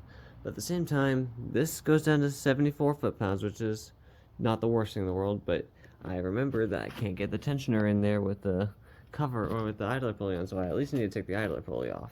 And this water pump is the not good one, and I also intentionally installed an aftermarket gasket on it just that way. I don't know, I thought I'd record that, but I didn't. But I'm gonna take this off and put the tensioner on and make sure that the engine at least is in time, so that way I don't have to redo any of this. I have this loose enough to fit the tensioner on there, which I have to find I think it's somewhere down there. Before I get the crankshaft pulley on, because I actually need to torque that down, I have the seal for that, and I think I have to lubricate that with something. I don't know. Also, not an OEM one. So whenever I first got all this, I was jumping between not OEM parts for some fucking reason. There's the timing chain cover and the water pump gasket from Velcro. This is the only reason I'm still using this Velcro one here, not an OEM one, is because if it does end up leaking, it's easy to replace. I'll easily replace it, that's fine. The only Velcro gaskets I'm using is this one and the valve cover. Oh no, I actually do have the intake exhaust manifold along with throttle body and idler control valve Velcro gaskets, but those are fine. Everything else, OEM head gasket, OEM head bolts, OEM everything. The only Velcro gaskets are the ones that are easy to replace if needed, but that's it. This stuff right here, I bought this because I saw Chris Fix Short recommending this whenever he was trying to fix, I think, something with this Prius. I'm just gonna use a little bit of it on the front main seal. That's also the video I'm following. He also does use his own lubrication grease on his front main seal. I'll have that video linked down below. Just gonna use that on the inside and out because it wouldn't hurt. And then this just gets tapped into there with that. He used a hammer. I'm just gonna lightly tap it in with a 32mm axle nut. Get some distance here, give you all better, somewhat better camera shot.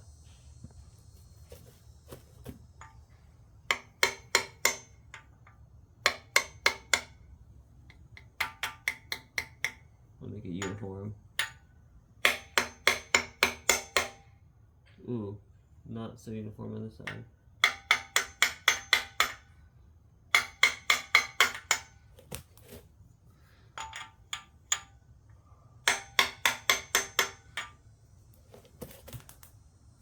I mean, it's not that. This side's in just a tiny bit more than I'd like it to, but I can fix that off camera. Timing chain tensioner, the OEM one since it works. Corresponding O-ring, got this from Monkey Wrench Racing. It's like $2. I could get the dang thing out. Those baggies are so difficult sometimes. Oh, it's stuck in the baggie, great. It's a nice quality piece after all.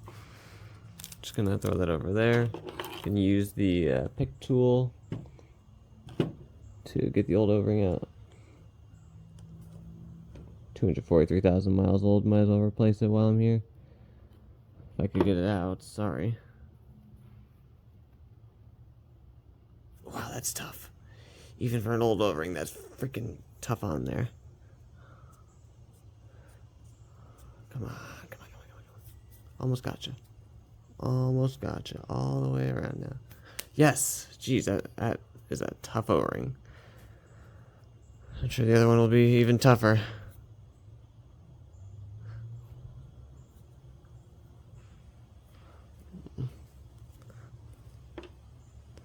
Ah, jeez. Let me at least wipe this thing down off camera. Like, put it off of the camera, even though it's still recording. It's still a good tensioner, I think. I just want to hit this with some brake cleaner. Took a moment, but the new O-ring fits in there nicely, and now I'm just going to put some O-ring lube on it. I do this to all the O-rings.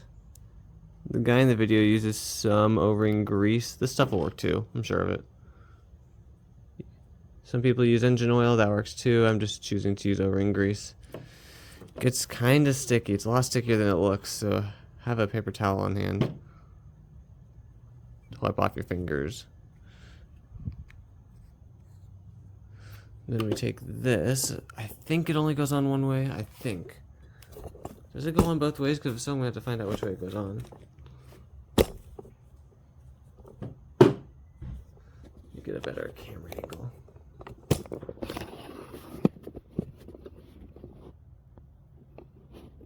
Wait, just a little bit higher. No, actually a little bit lower. Beautiful. I think it only goes on one way. I'll try both ways. Let's try this way first, see what happens. If it's on there, it does. The other way around, does it fit the other way around is the question. It does not. Okay, so that's my confirmation. It only fits on one way. Thank goodness for small favors, Toyota. Yep. And then these two nuts go down to 80 inch-pounds, I believe.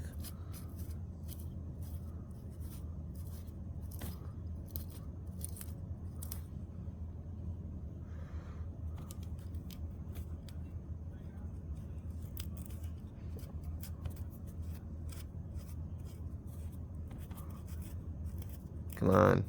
Let me at least snug them down. Alright, I'll do the torquing off camera. Here's where it gets entertaining and scary at the same time. Toyota service manual suggests to torque this down with a certain tool. I do not have that certain tool, so I'm going to hold the crankshaft pulley just a little bit with my hand. Hopefully that won't be a bad idea. And just give this a small hit with Dunga Dunga, tightening it. Yep. And now we take this same tool on the breaker bar. We turn the Crankshaft pulley counterclockwise until we hear the clicks. I'll let the car pass by first. Let's try to get a good listen to that.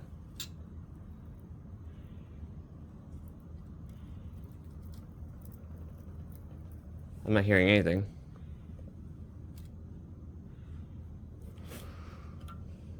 Maybe I didn't turn it enough.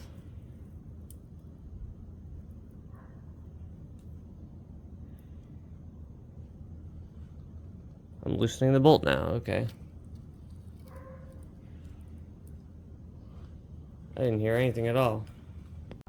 Right when I turned off the camera, I heard the plunger make a plunger noise. So right now, I'm just gonna make sure that it spins over nicely.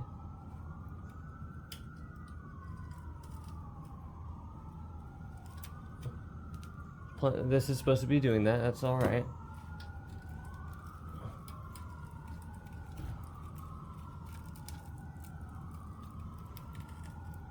I hear the valves opening and closing.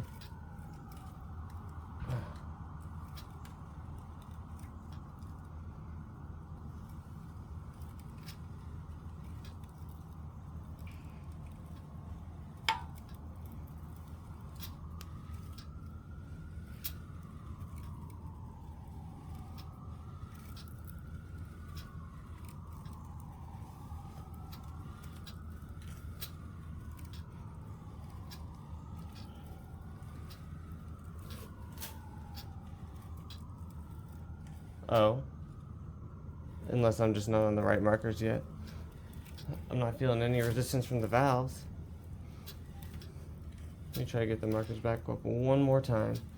There's the crankshaft marker, okay.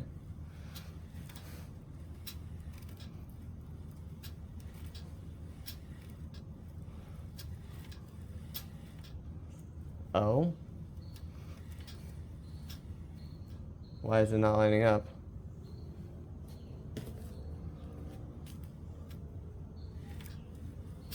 I'm not bending any valves, doesn't feel like anything bad's happening.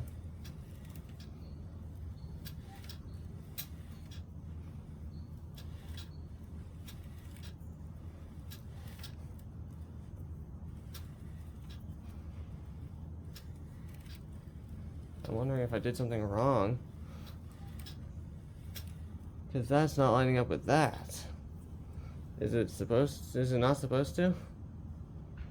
Alright, so the two things I can tell to confirm is how top to center. For one, I was able to spin the engine over freely, continuously, without feeling any resistance anywhere at all. Oh, excuse me. And two, it's actually, there's a little dot right here and a little dot right here that on the 1ZZ line up perfectly, but on the 2ZZ, this one's up just like half a tooth, which it is. Let me see if I can get YouTube a shot of that. Right there, it's just barely off a little bit. I don't know why this doesn't line up with that. Probably however many rotations to make that happen, but I don't really care either. I'm pretty sure it's in time now. The engine is in time. Everything from here on is just bolts on. Exhaust manifold, intake manifold, valve cover, the tubes, the thermostat, that. Not much left on the front, not much left on the back.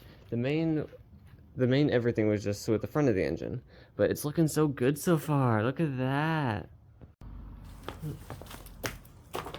I have the good looking valve cover here that I have to put the gasket in.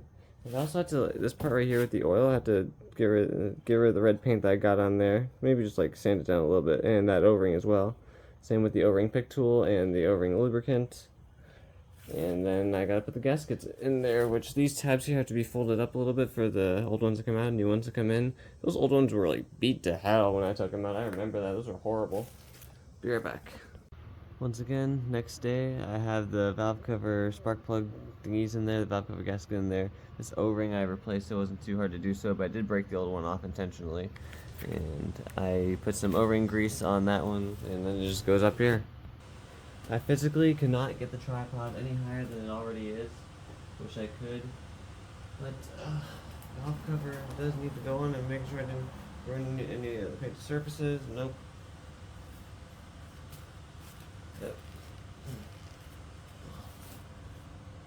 Not only do these spark plug tubes need to line up, but the little spot in the back needs to line up right about there.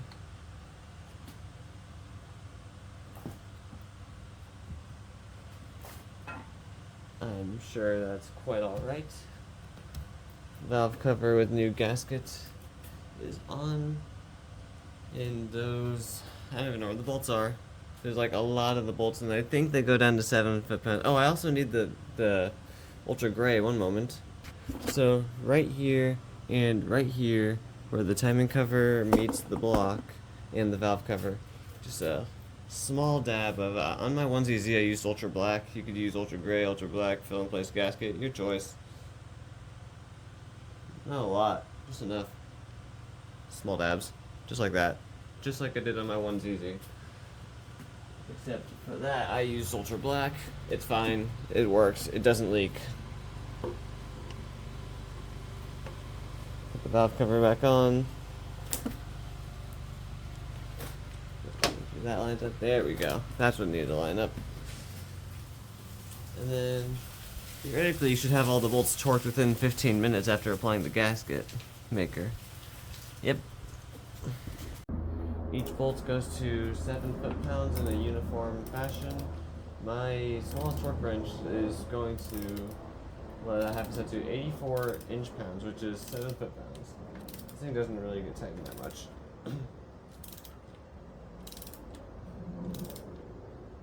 Okay, this is tighter than I thought it would, dang.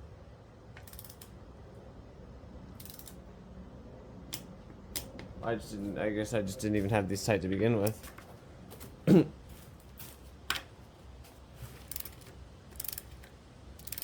a uniform fashion. I need some water again, jeez, sorry.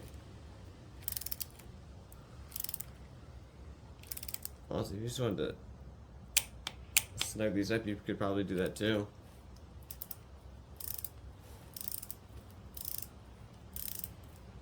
My only scare is ruining the paint underneath the bolt holes, like right here, it's already ruining the paint. Whatever, it was bound to happen anyways.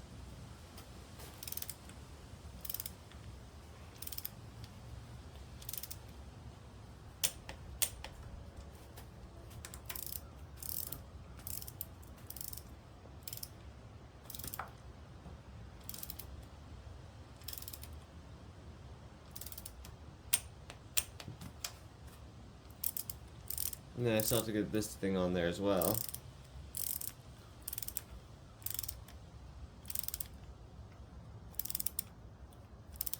This will all be a time lapse for YouTube. For me, I have to edit this all. This is just raw footage here.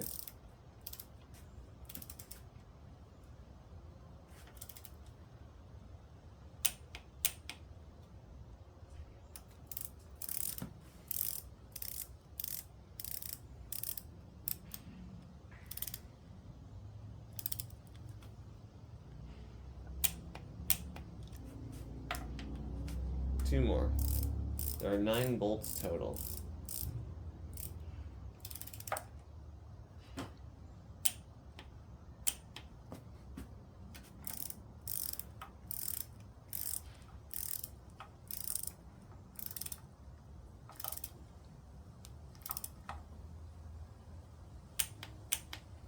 Alright, now I'm just going to go in a crisscross pattern across the entire thing and make sure they're all torqued down.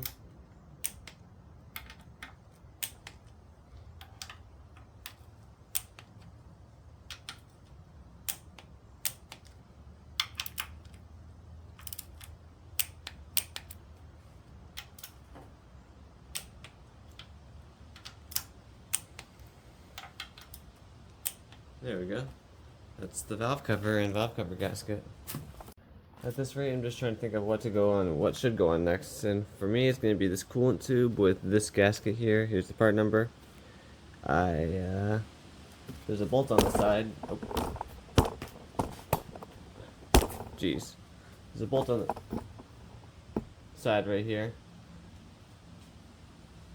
So this goes to, I think, is it this one? I think it's this one. Yeah. goes onto the, geez. This is at a certain angle, clearly. Yeah. What? That makes a little more sense. There's this second bolt right here. I was wondering, why won't this fit? It's the same dang thing that came off the, not even the same type of part, the exact, like, physical material. It's because there was a bolt there that was stopping some flex. Yep, it's exactly what it's supposed to. I don't know if these two bolts that go onto this, I don't know if they have a torque spec. There was no Loctite on them originally, so I'm just gonna snug them down because these two are just things to hold it in place after all. I think this one's a 12 and the other one's a 10. Give this one a good snug. Make sure you're not stripping the dang bolts, but you just make sure it's nice and snug on there. Doesn't need to be too tight. And then this one around the side too, just snug it up. There we go, perfect.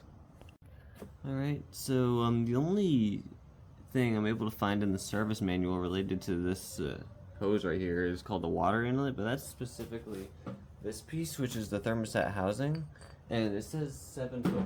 It says 7 foot-pounds, so I'm just gonna torque these two nuts down to 7 foot-pounds, 84 inch-pounds. That should be enough. If I can't find it in the service manual, then it's whatever. With this gasket installed, which I showed you the part on before. Even then, 7 foot-pounds feel plenty tight. Oh my goodness.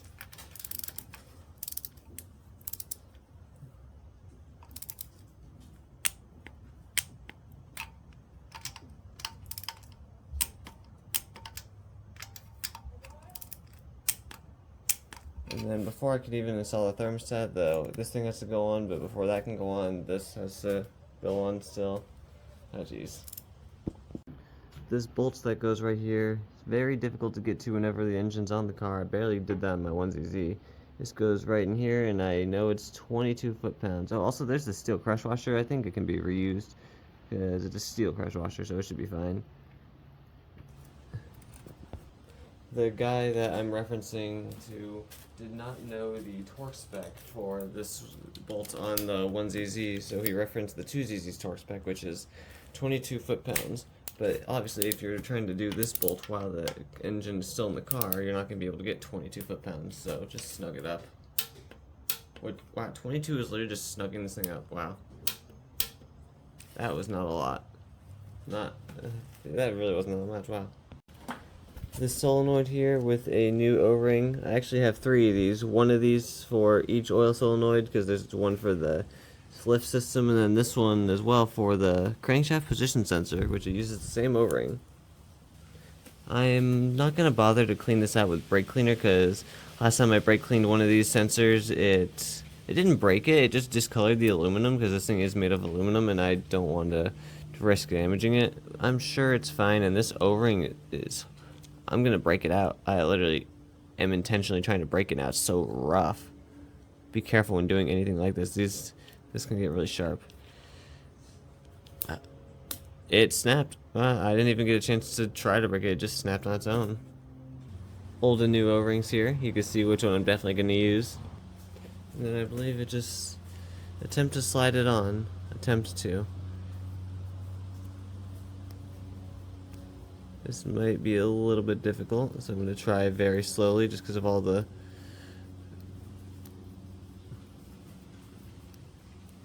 Hey, would you look at that? It wasn't that bad. But it goes in the next one. Don't get stuck there. Come on, don't get stuck there. Go down one more. That's all I ask of you. There you go. Goes right there. Ooh, feels really good in that spot. And then let me just put some of this on here. Not a lot, just enough to like lubricate it. Even though I'm spreading it like ketchup on a hot dog right now. Jeez. Close that up. Spread this out a little bit. Just enough to keep it lubricated. Wipe off my hand because that stuff can get kind of sticky. This one goes in right here.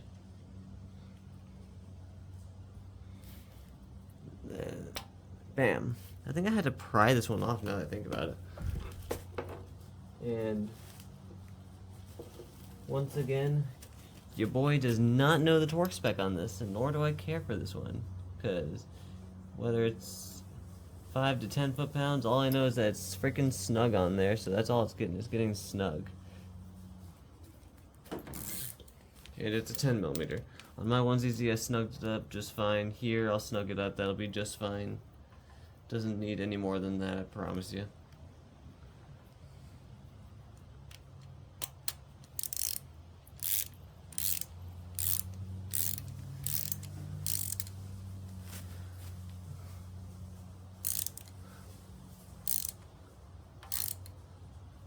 Kind of just like flattening out the metal now. I mean, yeah, I'm gonna keep it like that. I don't need to wait till it gives me stopping. It's not coming out. Bam. So I actually didn't. This one I think is supposed to go to 22 as well, but I might have just accidentally broken the bolt. Which, thank goodness I did this before I put the car in the engine in the car. But that's, I mean, I'm pretty sure I have an extra bolt somewhere, but that's just not good at all. Would you look at that? I didn't even have to drill it out. It just, I got it out with the pick tool, and now I'm rotating with my fingers, and that's it. I should have a spare bolt somewhere for this. Yeah, it just broke in there. The bolt doesn't even look that bad.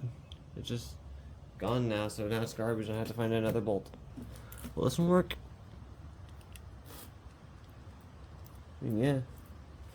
So this one is actually, in one of my spare labeled buckets. I think this might go to the radio for these cars. I don't even know where I got this bolt from. All I know is just I had it on hand. Put that in there. I mean, it's a bolt. They're all metal at the end of the day. I'm sure it's heat resistant enough. And I'm sure this thing wasn't even about to come out either. I'm sure I could have left it boltless and it would have been somewhat alright. Though that's not exactly a good habit there. Yeah. Well, the question is, will this one go down to 22 foot-pounds, or should I just snug it up?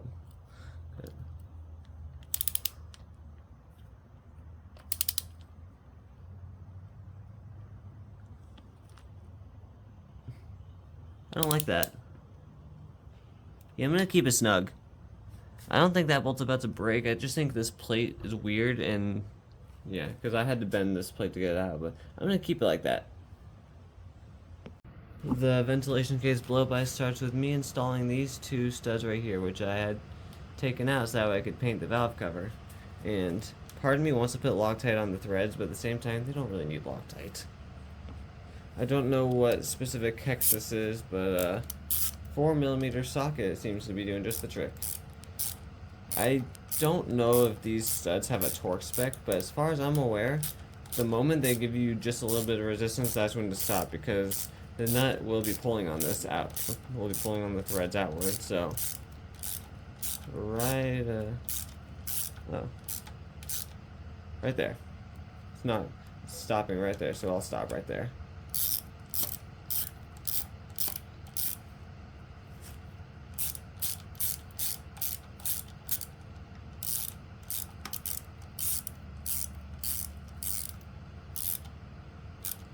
Yep, right there, perfect. Here's the gasket part number for this one here. Most of my parts are sourced from Monkey Wrench Racing. Only a few of them are sourced from Toyota Parts Deal or, yeah, the dealership. I think the only parts I actually got from the dealership were the rod bearings. This gasket has a press in this way and outward that way, so I'm just gonna put it on this way because I'm sure it'll be fine. And then this one, I do have the hose disconnected, I know that. I will have to figure that out. The only one I'm able to find for this lower one, so also this is 80 inch-pounds apparently, I found that one. This one is 75 inch-pounds for some reason, so 80, back up by 5, 75 inch-pounds on all three of these nuts. And then I have to connect the tube still, and then the upper part is actually 7 foot-pounds, just like the valve cover.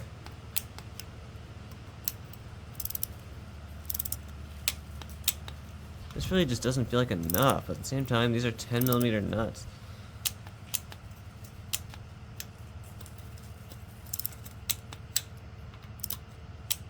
It's on there. Here's the part number for this, right here, this top gasket. 7 foot-pounds, I know that one. Same as the valve cover, which is around roughly 84 inch-pounds, so I'm going to keep mine at the 84 inch-pounds thing, or I'm going to set it to that. And then, before I even get this, this goes on one way, right? Yeah, it goes on one way. This one will just slide onto there with the nuts, but then there's this hose down here, which is very complicated. I sprayed some WD-40 on a shop towel. I'm just going to put it on both mating surfaces of the tube here. This tube kind of really badly sucked to get off, actually, so I'm going to hope that I could get it back on just the same, and I think it goes on this way. This hose, I probably should not have put this piece on first, but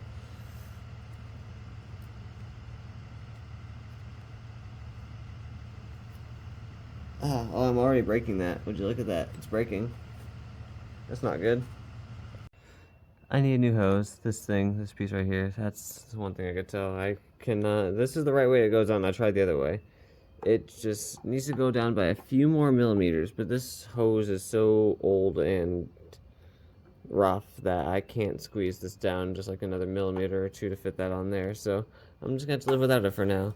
And until then, I could do some other stuff like the lift solenoid and stuff up here, I guess. In fact, here's your here's the valve cover, engine lid, engine oil lid. I cross-threaded that. That's crazy. That's why you always reverse thread things. There we go. That's on there. Could probably do spark plugs and ignition coils while I'm up here as well. Get the brackets and stuff out of the way. I could probably do a thermostat housing. That wouldn't hurt.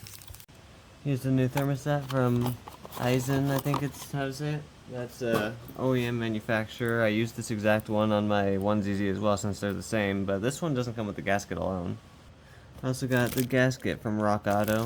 I think it was like 15 to 20 bucks ship for both of these, and I already have how to do the replacements on the one. I have a video for this already, so this is like, yeah, you can get to it with the alternator in, but it's so much easier to get to it with the alternator out, especially since the entire engine is out. But brand new thermostat with gasket, and then the housing, and then the nuts go to 7 foot-pounds, I believe. And then this faces upward. It can be 10 degrees from each side, but there's also this little notch right here, which I would think tells you how to line it up. And then let me grab the housing, which I had also painted black here. And now that I think about it, I might not be able to get to these nuts to torque them down with the thermostat in the way. Crud. Okay, I guess I'm just torque that down. OEM crankshaft position sensor, the one that actually came off of this engine, and I just cleaned it up. I got a new O-ring for it. This O-ring does feel good, but I'd rather just get a new one. Well, like, it feels really good, but I have the new one, might as well. Both the crankshaft position sensor and the VVT solenoid share the same O-ring, so we're just gonna install this one in the next slot down, please. That'd be great. O-ring, if you could do that. I don't want to bend the wires here. Yeah, I should be good. No, you're in the wrong spot and I can't get you out of the wrong spot. There we go. Barely stretched it over. Just barely. Ooh, that feels even nicer, actually. A little bit of O-ring lubricant to spread it around. Perfect. Put this piece through here. Wow. Really thick O-ring. Doesn't want to go in. And yes, I am sure this is the right O-ring. I just pressed it in like this with my hands on the crankshaft pulley. Here's the bolts that goes with it. I kind of want to... This one is in a weird spot to just like have a torque spec, right? Or can I just snug it down? I think my guess is anywhere between 7 foot-pounds and go screw yourself, because this is a weird spot. If anything, I almost just want to snug it up because I know it's not going to come loose. I know it's not going to leak either. Okay, here's the torque spec. That's it. That's the torque spec. And then following the harness upward, it actually does go onto the timing cover with this bolt right here.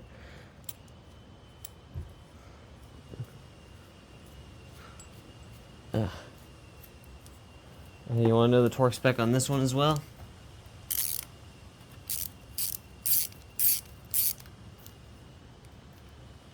Bam. Doesn't need one. And then this, I believe, just stretches up somewhere here. I don't know what bracket. Oh wait, no, it goes onto the oil dipstick tube next. I don't have that ready yet. Good timing, would you look at that? Oil dipstick tube. And I also painted it.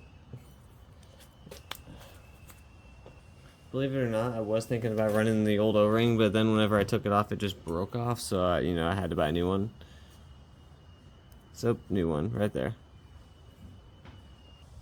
You know the drill, every O-ring gets lubricant and goes in. I mean, can I do this all like this? I mean, this just pushes in, just like that. I don't know what nut or bolt goes here, but I know, what? It's supposed to, like, go onto a different nut or bolt, and then this just goes on here. I don't know how this wiring harness, I forget how this harness worked. Yeah, I genuinely forgot how the harness worked, but as far as I know, bam. You cannot see any of this. Can you guess how many days it's been since the last clip? 1, 2, 5? Actually, it was 4. 4 wasn't one of the answers, but there you go. It was 4 days since the last clip, and I got this thingy to replace this thingy, because this one is destroyed, and, but at least there's a, I think this goes to the arrow right here, so, oh yeah, it does. Yep. You see this weird crusty looking thing? Can I even remove it by hand? No, I can't. I'm going to do this off camera. Here's the old one. It sort of made this giant crack on it whenever I try to put it back. Doesn't really flex at all, way too hard. This one, the matching piece, looks to be a little bit smaller, not going to lie. But it was the matching part via Toyota, so this is a Toyota part. I don't have the, here's the part number on screen. I already threw away the bag already, but I hope it'll work. Other than having the hose clamps on it, I put a little bit of WD-40 on here just so it slides in better. Look how easily and nicely that fits and moves around. Oh my goodness, this will definitely work better than the old one. Yeah, now this thing fits way easier and moves way nicer in all directions, and I can actually like bolt this thing on. Like I might need to like squeeze this up just a little bit at most, but that's it. Yeah, that's about it. That just right there, that adjustment fixed it. If I remember correctly, these 3 nuts go to 75 inch-pounds. Which doesn't really feel like a whole lot, so I'm going to double check that. And I'll have the torque spec on screen. And I'll probably torque it down off camera if it's different, but if not, then this is 75 inch-pounds. And then this one up here is 7 foot-pounds, I know that much. 7 foot-pounds, 84 inch-pounds. Be careful not to scratch the paint while torquing this down. Same as the valve cover though, 7 foot-pounds.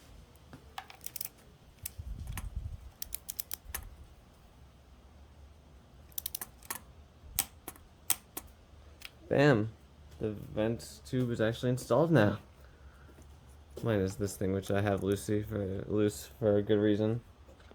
While we're right here, we're going back to the thermostat and housing, which I don't know that I completely forgot the torque spec on, and this gasket, I just accidentally rolled it around on the table, so a little bit dirty. Don't mind if I just give it a small clean off. Not the worst thing in the world. I know I did this on my 1ZZ, but yeah, I just don't remember the torque spec on it. It'll be on screen. And I don't know why I'm putting it on screen. I'll probably just like I'm not going to torque it down off camera. I'm just going to pause the video, look at the torque spec, and then record myself torquing it down. Hey, guess what? 7 foot-pounds, 84 inch-pounds on this thing. I have no idea what I torqued it down to on my one's easy, but probably wasn't this. I mean, the surface manual just says 7 foot-pounds, so I'm going 7 foot-pounds. I don't know where I thought 33 foot-pounds or something. Inch-pounds? I don't know what I did on my one's easy. I don't know, it just didn't feel like that. That's all I know.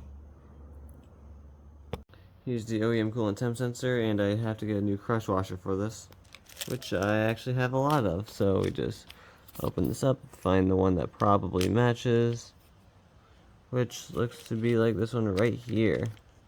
Hey, would you look at that perfect match? Put the box down somewhere, get the hair out of the way that's on it. Out with the old, in with the new. Bam. I'm actually gonna put this other way around so that we crush it on that side onto the block, or onto the head, not the block. I think on the one's easy this one is 16 foot-pounds, but I also snugged it up because it's a crush washer. It does have a torque spec, but a good snug with the 19mm won't hurt. Let's get this out of the way just so I have some more space here. Deep 19. Right there. It's more than enough, actually. OEM camshaft position sensor, and I was wanting to replace the O-ring on this one, but it's actually really good.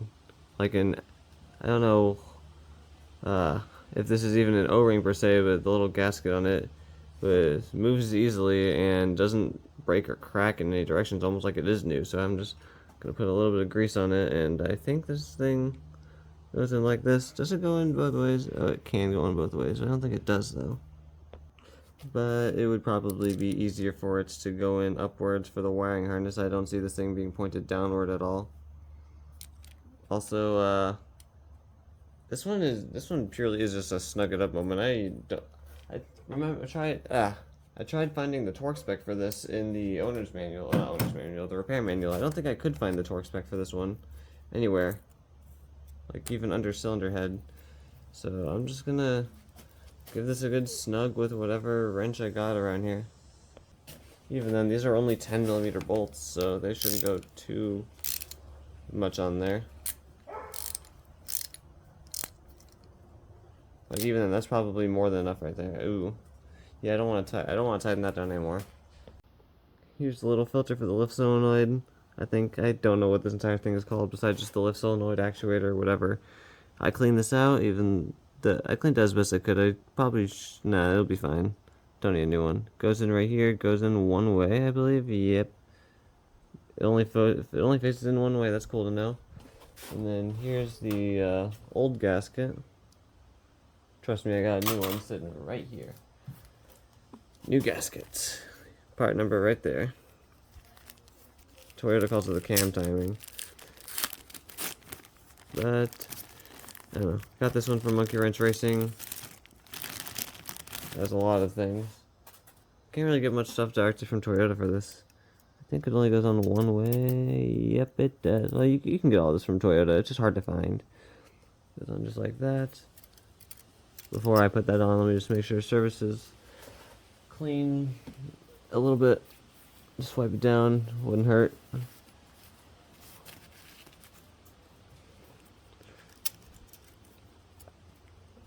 Ah, jeez.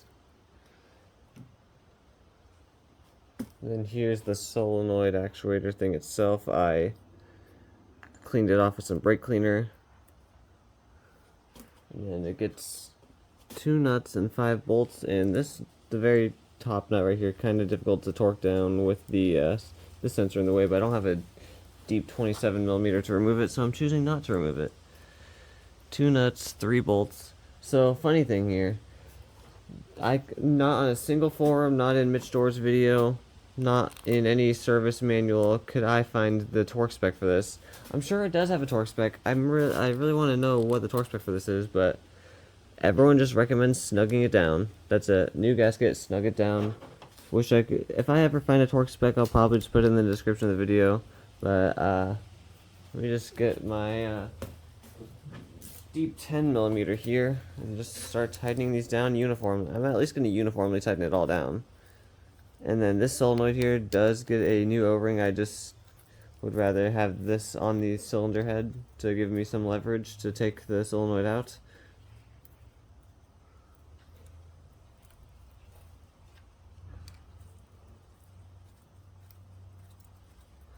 gonna do this in a star pattern, you know, since there are. Ooh, that one might need a swivel. That one's gonna get torqued down last. Or tightened down last, I should say. Really wish I knew the torque spec on this thing. Nice and snug should be more than enough, though.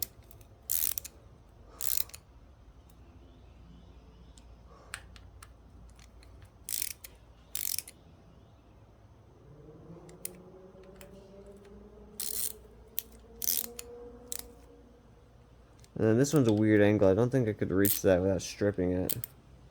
So let me get the wrenches.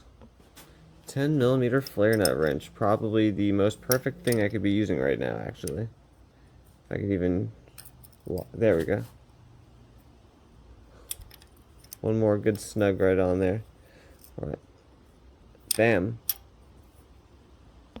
This is exactly why I wanted it on the engine, because I cannot get that loose with just my hands alone. I removed the bolt already. Let's rotate a little bit. I don't want to break it, even though I probably have a spare somewhere. It's the same one as even on the onesie, I believe. Yeah, this'll take me a moment. It was on there pretty badly. Like, can I get it out by hand now?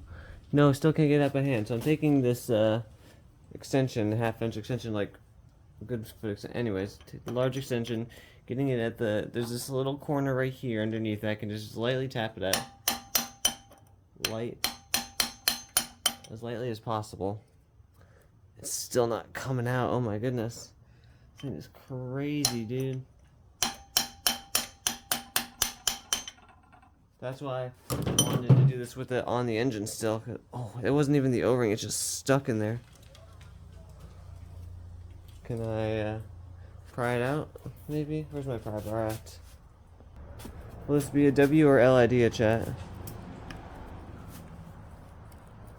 Even if I do break this, there is another one. I know a guy with one of these who would just give me another one, but I'm not trying to break this, that's the thing. I'm really not trying to break this out. But I do have access to another if I need.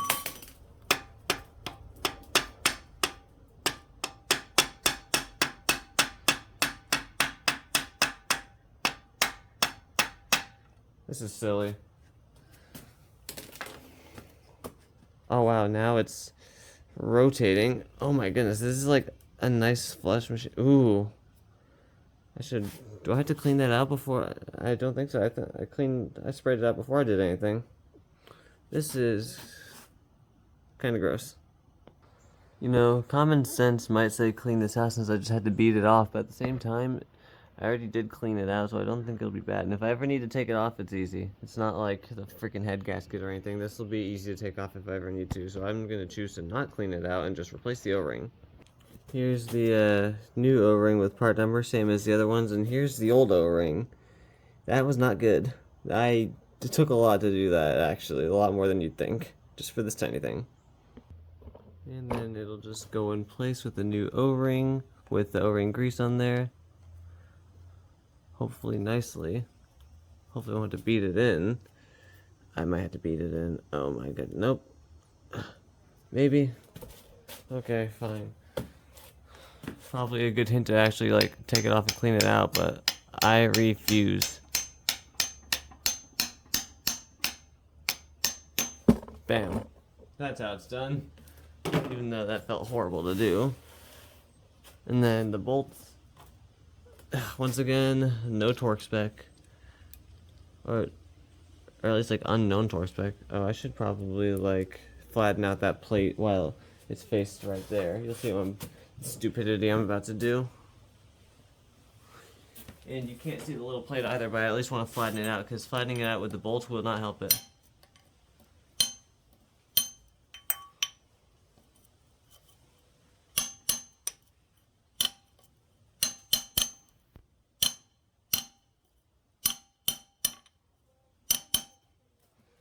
How's that looking?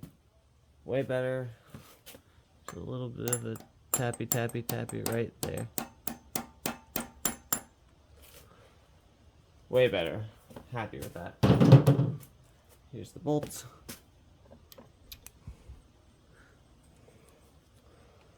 Someone in the comment section is going to be so upset with me for how I'm doing this.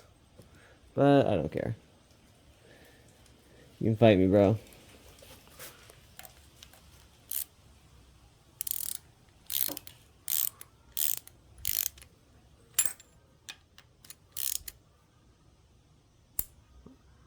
Right there.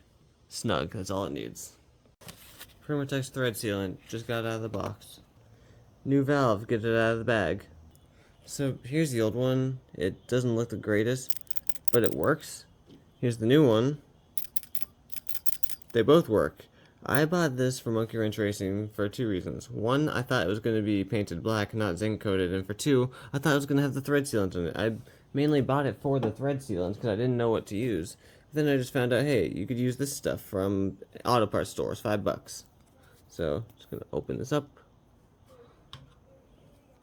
Oh, it doesn't need to be, it does.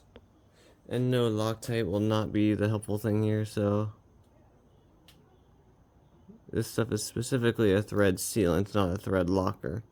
And thread locker doesn't, oh shoot. More than enough right there.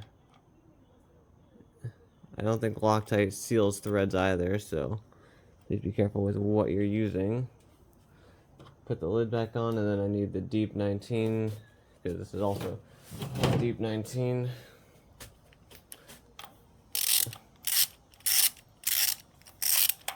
This doesn't even need to go on too tight.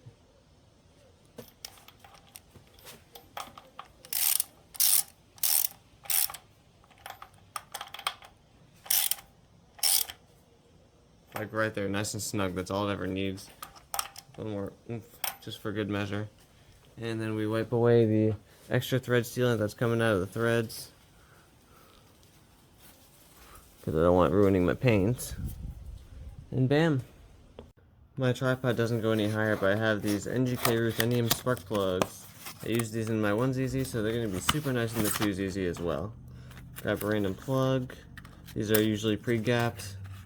Just want to take a look at it. Don't drop that into the intake ports or down the cylinders, that would be a bad idea. Made in Japan, there's the number there. I don't think it's going to focus on camera, but yeah, I'm just going to check the gap on these. With this sticker, usually goes on the side of the valve cover. I'm going to keep it off the valve cover just for the looks, but this use only iridium plugs. Whenever this was made, ruthenium plugs weren't a thing, so I mean, they're fine in my engines. My current one's easy, so why not?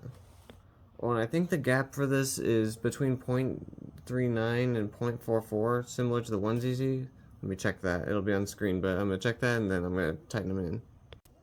All gapped to 0.044, and then they all just get installed. Wish my tripod was just a little bit taller. I might need an extension for this. And I was actually going to snug these up. I'm pretty sure they go to 15 foot-pounds.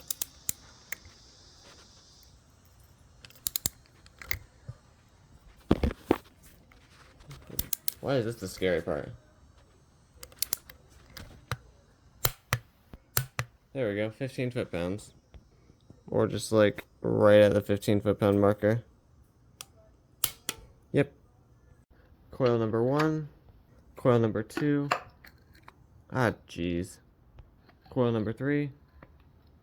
Coil number 4. You can tell my paint job's not that good if that happened. Okay, yeah, the paint looks good, but it's probably not going to last long, even though I did a really good prep job. I gave it a little bit of touch-up paint. It has its imperfections. I'm not the greatest at this, I know that much. Also, all 4 of the ignition coil bolts. 5 foot-pounds, 60 inch-pounds. These really don't, these really don't go down a lot. Can I just torque one down on camera? That'd be great. I really love the paint job and all, but I just know it's not going to last long. Because, I just barely even nicked it with the coil by mistake, and that happened. And then over here, I kind of hit it as well. I know over here I had to fix up the paint, but let's see, I wonder how long it'll last. Here we are behind the block or behind the engine with the bracket that holds onto the block and goes to the axle. Just gonna slide this on there real quick.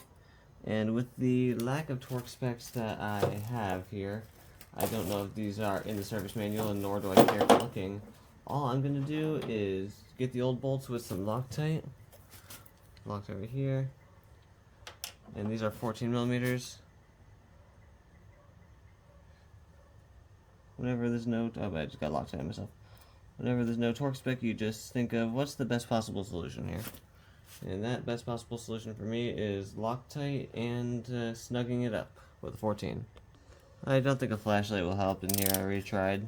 You can't really see much. Sorry, but let's get a zoom in at least. No, that's not gonna help. So, unknown torque spec, just snug it up with some Loctite so that way it doesn't come loose. That's all I can think of for this. These weren't really that hard to, no wait, no, I'm thinking of the axle itself. Never mind. Damn, I don't know how, I forget how difficult these were to take off. I think I just like took them off with the impact, honestly. So just Loctite, snug them, all good.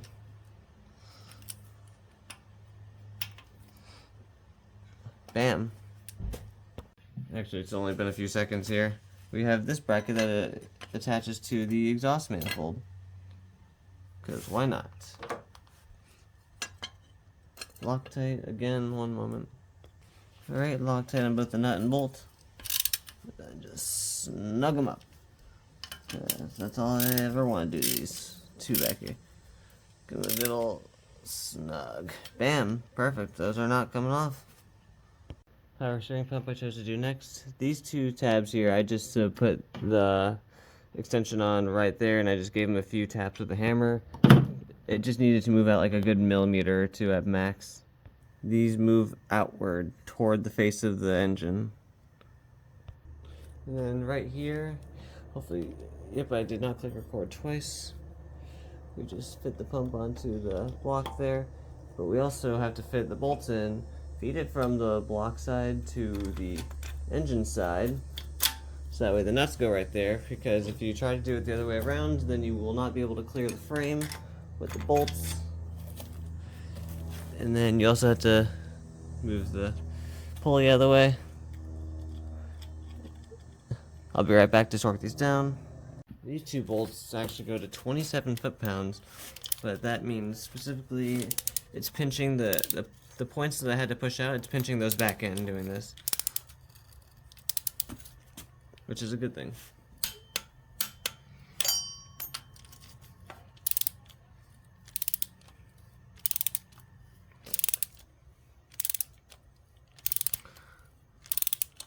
Though the funny thing is I might have to undo these bolts in the future to actually put the engine in the car. Who knows? Power steering pump down to 27 foot-pounds. Yep. Just something to make note of here. The 1ZZ wiring harness will work on the 2ZZ. But one of the main differences here is this plastic piece, which just lines up with the valve cover. I mean, yeah, the plugs are the same. It's just literally this piece right here that I actually have the nuts to screw down with. On my 1ZZ, only one of these nuts is present, but it's like a lot of all these metric nuts are the same. This one is the same as probably that one. But like, it's just this plastic piece. But I took the plastic piece because I wanted to match it, because it would have been really hard to find just this piece without it, so I took it. Might need to clean it off a little bit, but it's there. New exhaust manifold, courtesy to Felpro. I don't think this goes on any certain way. Well, it's like there's always this one side that's flat-ish and one side that's not flat-ish. I don't know, with the rounded edge there. I don't exactly know which way to put it on. So I'm just gonna say, oh, it does actually go on one way, never mind. I'm lying, it goes on a certain way. Just like that. And then the exhaust manifold itself, this goes on, which just isn't exactly the cleanest thing on the engine. So I did clean up the mating surfaces, so I should probably clean up the mating surfaces of the cylinder head too. Bottom heat shield had to go on first. Both heat shields are painted black without a primer and like oversprayed badly. I wanted to see how long that'll last. I don't expect that to go well at all. but whatever. And these 3 bolts, 2 nuts, I don't know the torque spec yet. And then there's this bolt that's supposed to line up down here onto this bracket, but it's giving me a little bit of trouble so far. Who knows? This bolt down here, I just got it in by undoing this nut and that bolt just a little bit, so I make like this wiggle, easy fit.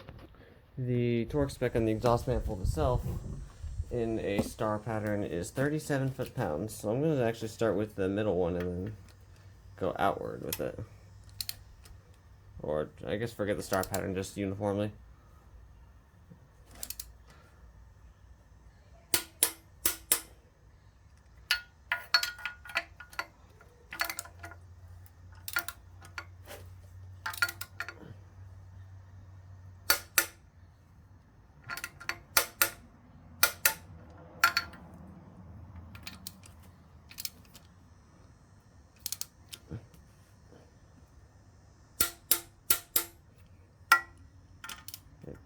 That one loosened up for sure.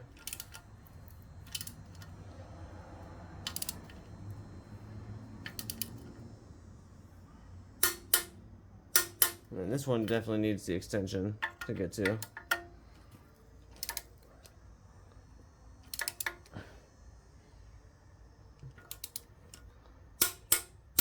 And then I'm just going to go around one more time.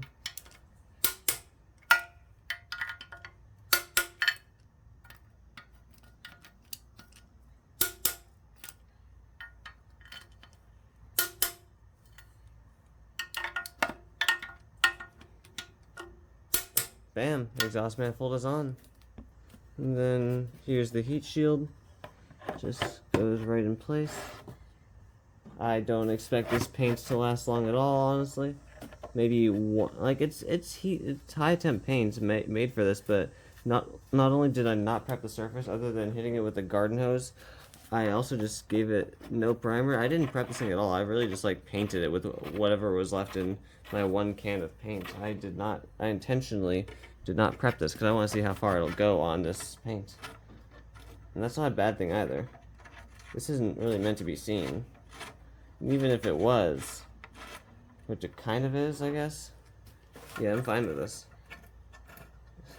Even if I did do a good prep job for this, I'm kind of expecting it to just not work too well anyways. Like, it's the exhaust manifold. It sees the highest temperatures out of it. Oh, it's a block wood, but out of everything that's painted, this sees the highest temps. Also, these are 12mm bolts, stupidly. And that one just, nope, never mind, I thought that one just broke. I was like, that one just broke, and no, it didn't. I was like, how the fuck did that just break?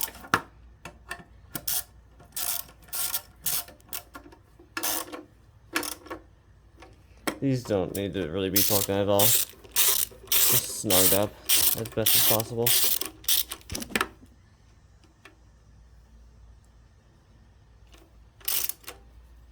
Camera needed to stop shaking there.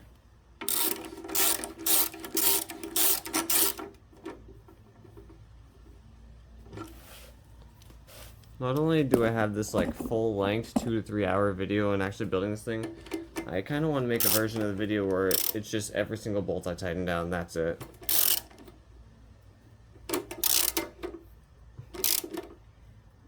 Alright, just to give these one more good snug. Bam.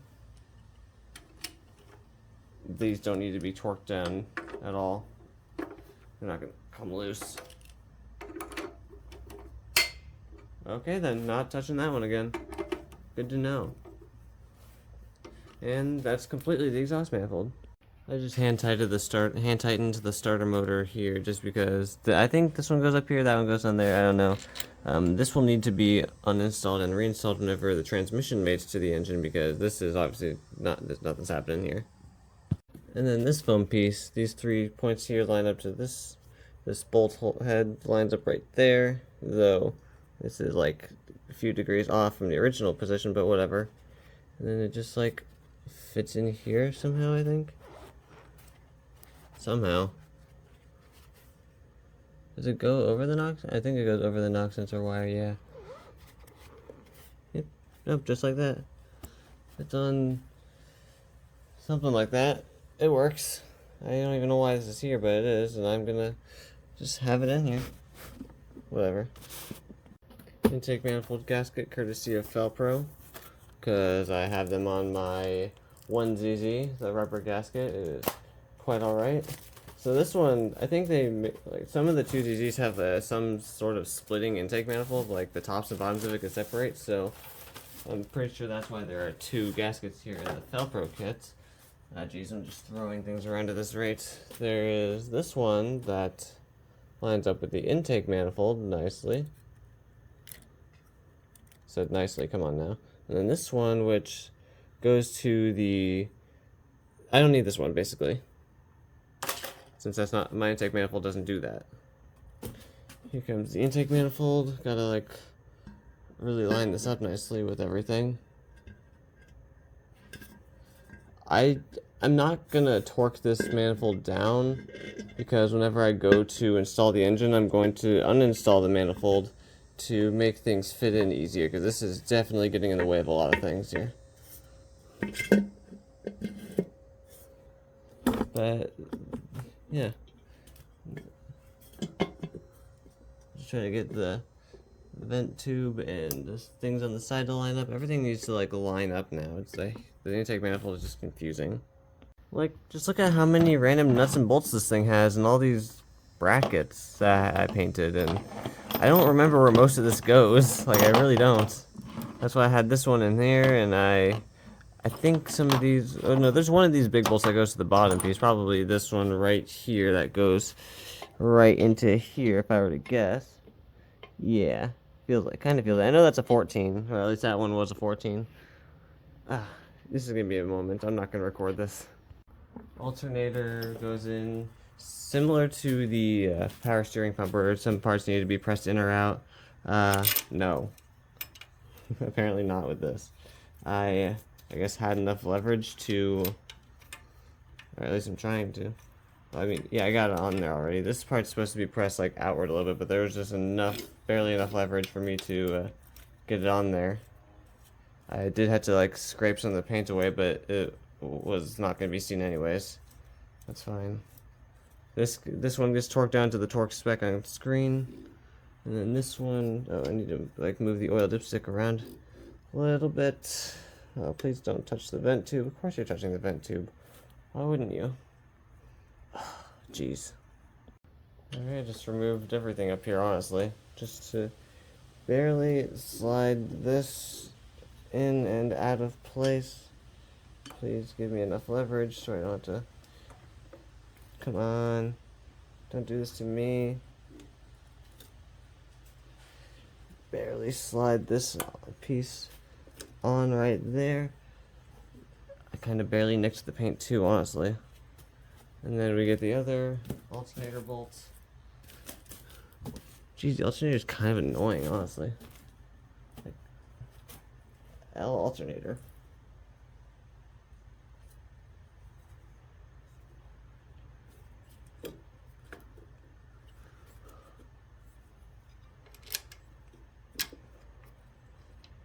Right.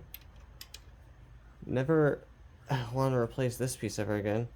Not even threading in, I hope so.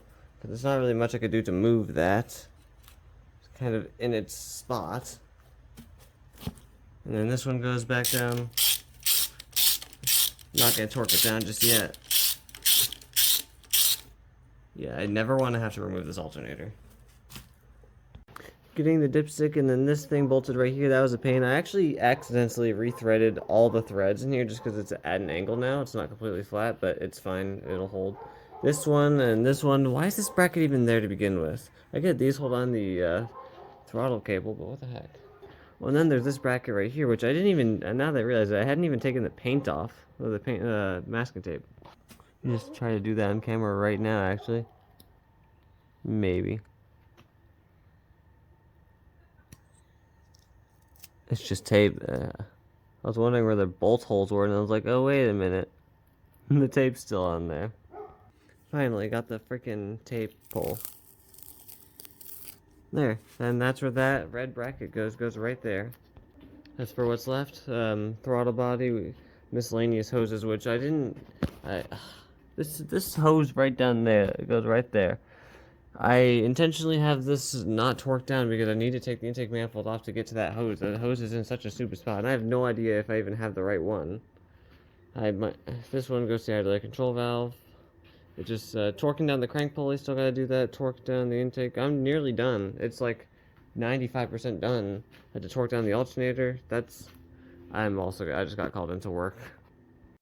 It's taking me a moment to figure this out. This one is the feed line that goes into the radiator hose, so I will have to reuse that on my 1ZZ. But not torquing this down yet because I don't want it to get squished, and I will need to take the intake manifold off to get to this hose whenever I do the swap.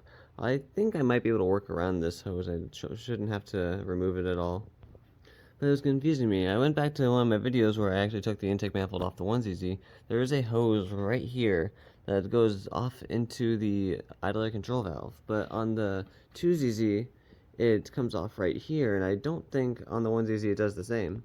I don't think it'll be possible to see it all on camera because I can't even see it. I don't even know what I'm looking for, but there's no hose coming off the side of the engine underneath this giant hose for the it's all right here. It's right under there that you would see in my previous video.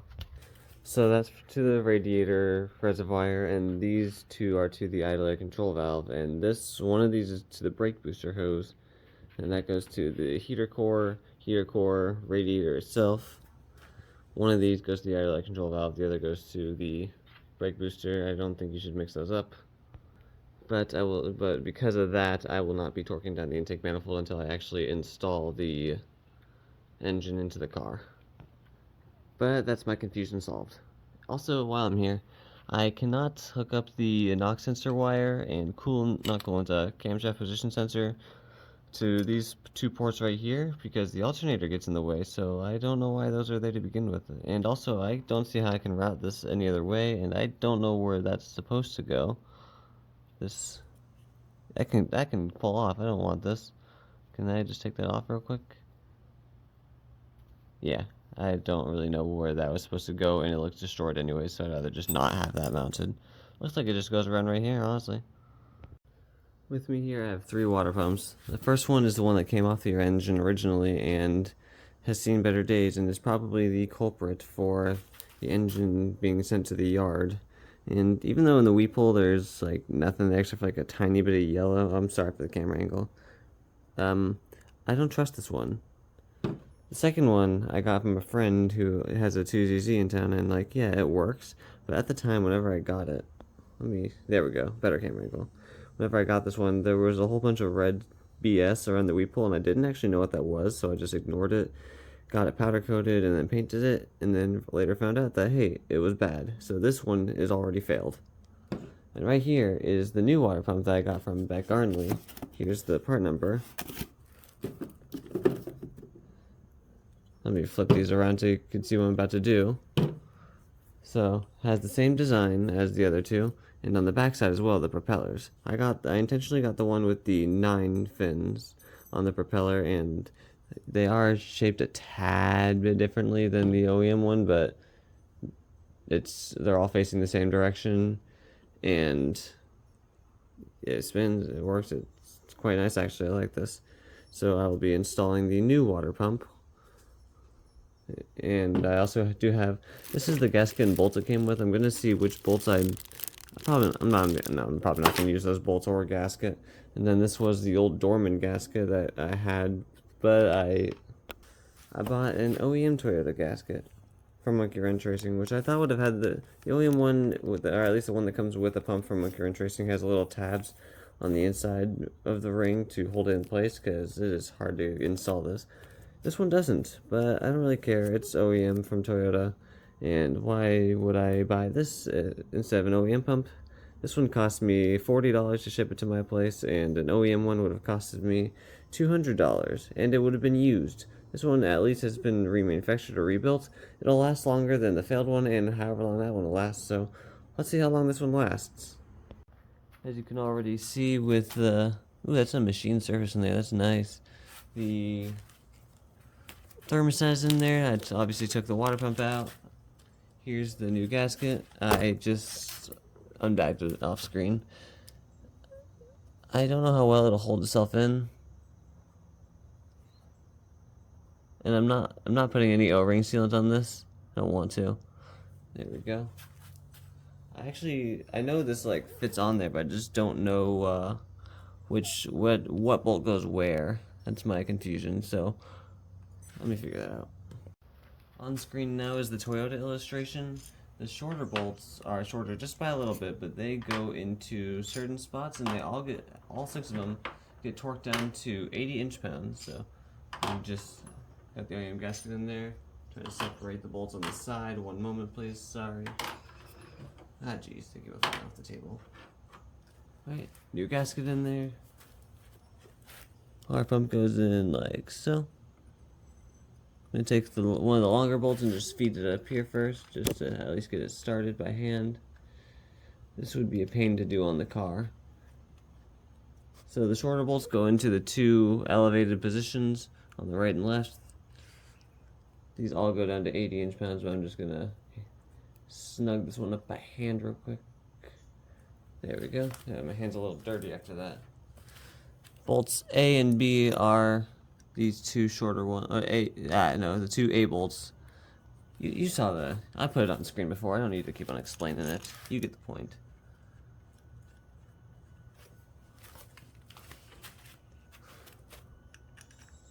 And compared to the rest of the engine, I don't really care if this water pump's not painted. I don't feel like painting it.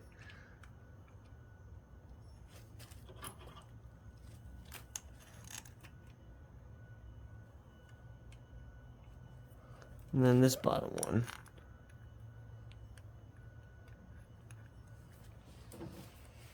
Two shorter bolts right here and right here. 1, 2, 3, 4 longer bolts, all going down to 80 inch-pounds. Just gonna snug them up real quick. Service manual, I don't think it says to do it in a certain order, just uniformly, like nearly everything on here. Well, I think the only thing that had an order was the head gasket, and for obvious reasons. But everything else is just like, hey, uniform order. Same with the oil pump, just make sure you get them all done uniformly.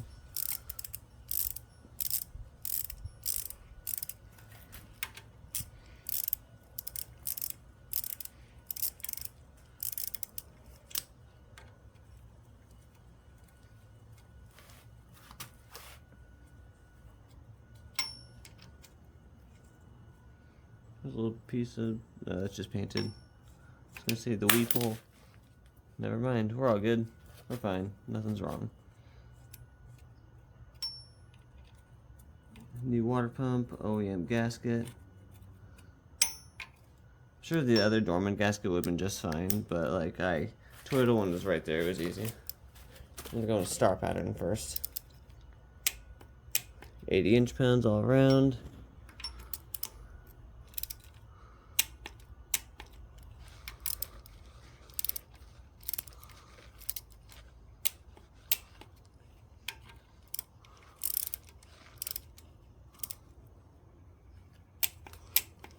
And then there's just these bolts on the side, then this bottom one. Star pattern again, except this time I'm going to go in a different order. Top, bottom left, bottom right, bottom, and then the 2 on the sides. And that's the water pump officially installed. While we're here, I have the water pump pulley, which needs to be cleaned up a little bit. Alright, internally, it's as clean as I could get it. Externally, once again, I'm looking with my eyes, not with the camera. I roughed it, I guess right here I could just like hit a little harder, now that I think about it. Back again, I hit it with an even harder Scotch-Brite, and it's looking way better. This is one of those things where I almost want to put a little bit of a copper anti-seize on here, but at the same time, I think it should be fine as long as I don't live in a rusty area. There's the bolt holes. I did the other 3 off camera. Here's a dirty bolt. I'm just gonna like hit with the Scotch-Brite real quick to, at the very least, clean up a little bit, especially on the threads. There we go. Looks a lot better than it did a minute ago. Then I will have to see the torque specs, but for now I'm just gonna screw all 4 in, and then I'll have the. This entire video has just been me saying, hey, I'm gonna screw this in, and I don't know the torque spec. Let me pause the video to look it up real quick. And I just probably should have looked at this, because it was right there in the service manual, right next to the first thing I was looking at. I will have to find a way to hold this down to torque down the bolts. Toyota has a certain tool. I don't have that tool. It'll be fine. Oh. You don't want to screw in right there? I don't see why not. They're all the same bolt. Sure, you can go right there. I don't care.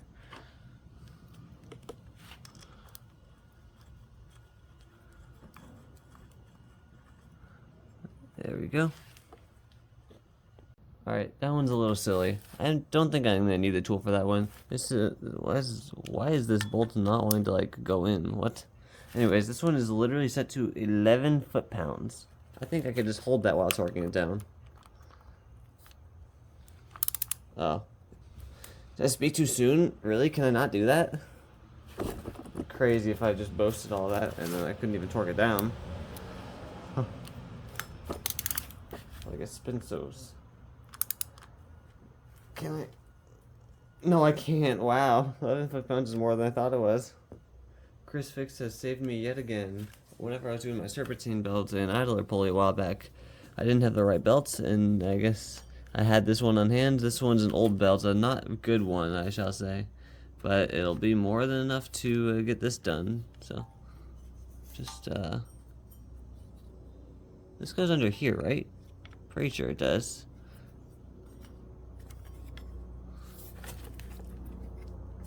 I haven't even torqued down this pulley yet. Wait, how do you fit the belt onto the crankshaft pulley? What? If it's not gonna fit smoothly, that's... What? I was doing it wrong. I'm so silly. I was questioning why I couldn't freaking do this. Because it doesn't go on that way.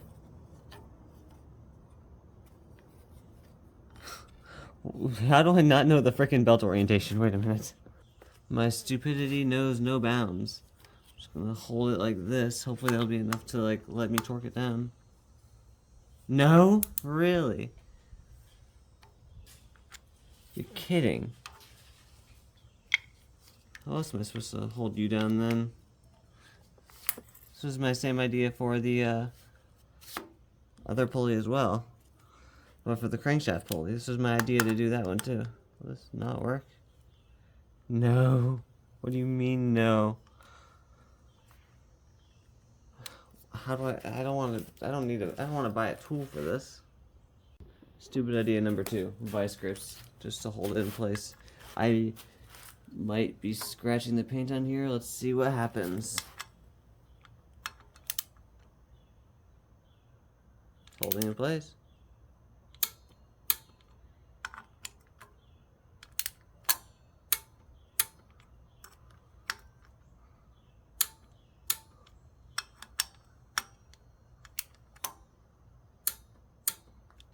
Hey. And I like pushed in the paint a little bit, but it's not going to be seen at all. So, I mean, it's on there. Water pump officially installed. From what I could find, this bolt goes to 18, that one goes to 43 foot-pounds. I have a 12 millimeter on here.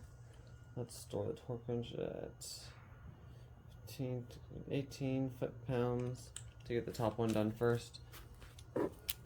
Let me get an extension too. Get the long hole extension. To give myself some leverage here. Ow! Just pinched my fingers. Whatever.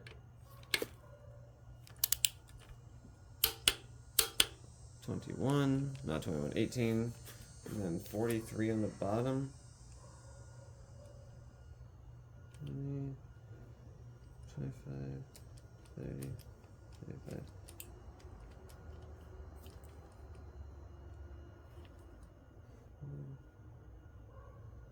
43. And then that's also a 14 millimeter bolt. So I need the 14 millimeter head. I don't need the extension for this one.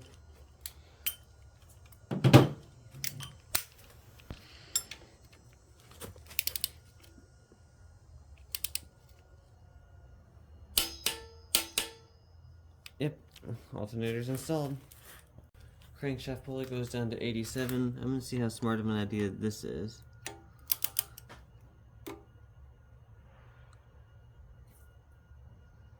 Okay. And I'm already moving the thing. The vice grips aren't tight enough.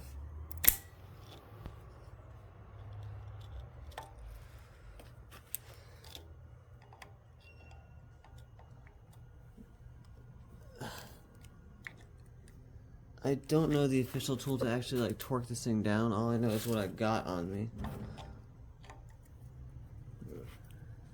Ow, frick. Hurts.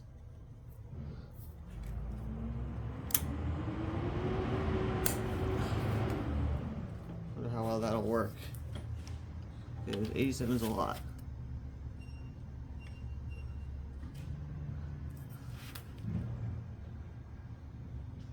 Yeah, it's not working.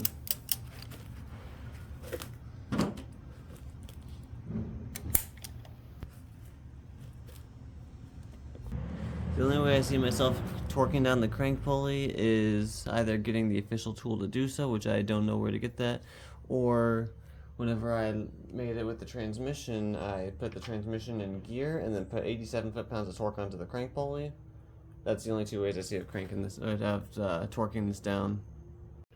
All fuel injectors get O-ring grease on the O-rings, then you just push them into place. I believe they only face one direction. And then they also get O-ring grease on these parts. Truth be told, Chris Fix's video from a few months back was actually the main reason I got this O-ring lubricant. He was also working with fuel injectors, and he said, hey, this stuff is the exact stuff you need. Engine oil, it's alright, but it's not exactly the most wanted thing. Anyways, fuel injectors just slide into place. And you know I'm forgetting the spacers. That's the funny thing. I thought the spacers went on before. I mean after that. So, you get one spacer. They go in one direction. The longer end going into slide in right there. There's only two of them. I think the spacers might be the same for the 1ZZ and 2ZZ, because I know the fuel rail is interchangeable to some degree, I think.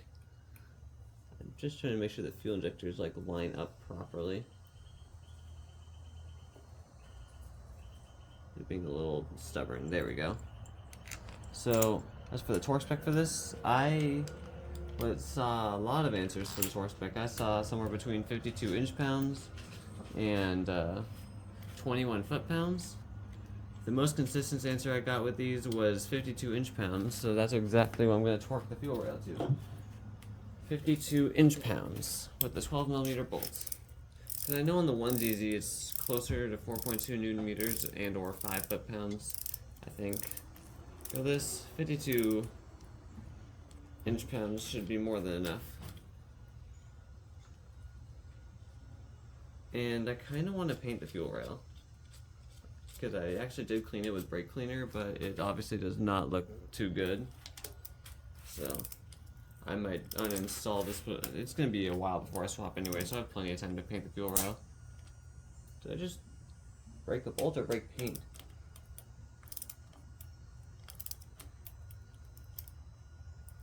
Did something break just now?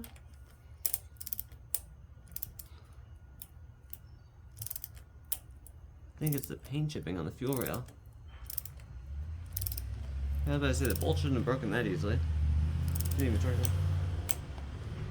Yeah, there was the paint breaking. Okay, I was like, these are quite large bolts actually. There's no way they broke from that. It's the paint chipping away from this fuel rail.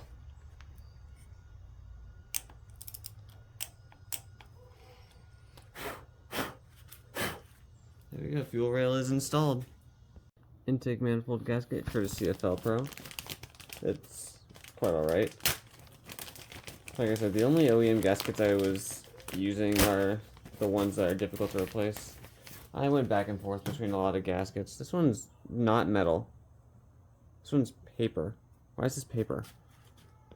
I threw away the old gasket. I thought this one was metal. I mean, it's not the worst thing. I'll just have to replace this with a, which way does this thing even go on? This way? Kinda. This might honestly just not be a good gasket. Nope, I had that on the wrong way. So this way then. I mean, yes, but no. Alright, well, I'm not going to be using this gasket for the build. I'll just get the OEM gasket for it. I'd rather not reuse the old one. Throttle body with a new idle air control valve gasket and cleaned out idle air control valve. I believe it just goes on just like this. Yep. 2 bolts of equal length. They go onto these 2 bottom parts. Just like the throttle body, just like the intake manifold, I'm not going to be torquing any of this down, not right now at least. There's a lot of freaking hardware over here for all the nuts and bolts. I'm going to put the cleanest ones, I believe these 2 are for the throttle body. I don't even know where most of that goes. Like there's this bracket right here that I have behind that you can barely see. That goes on with 2 bolts, I guess. 2 short bolts? I don't know. I know all these nuts and bolts came off the engine, I just don't know how they go back on the engine. I ended up putting the shorter bolts in here since the longer bolts seemed a little too long for this. Yeah, longer bolt was definitely too long. This is, I wouldn't even call that like tightened down all the way. It's just on there. I'm trying to figure out also where these hoses go, because I don't remember where these hoses go. I'm going to assume that these 2 equal length bolts, these short ones, go onto this bracket here. As for why there's this bracket that holds the intake manifold to the cylinder head, why is this bracket even here? No idea. Did I paint it? Yes, I did. Is it not going to go on all the way because the intake manifold isn't bolted down? That is correct. I'm going to use a little logic here. I have these 2 bolts that are equal length, and this intake manifold is missing 2 short bolts that kind of go in there perfectly. And then I have this long bolt that probably also goes to the intake manifold on this spot that needs an extended long bolt. Yep. Hopefully, yep.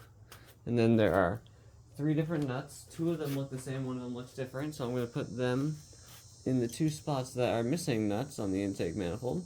That would make the most sense. Not done yet. I have on the side 4 more bolts and nuts. I'm going to assume the nut goes on to right here, where I painted over. Does kind of fit there quite nicely actually. I need 2 small bolts of equal length, which I have right here. Let me do one at a time to make sure they even fit in here. Nope, too small actually. I was wrong. It's alright. I have this bolt and this bolt. I don't know what bolts go to the brackets. I also do have an extra bolt, because why not? Wouldn't hurt to have an extra bolt every now and then.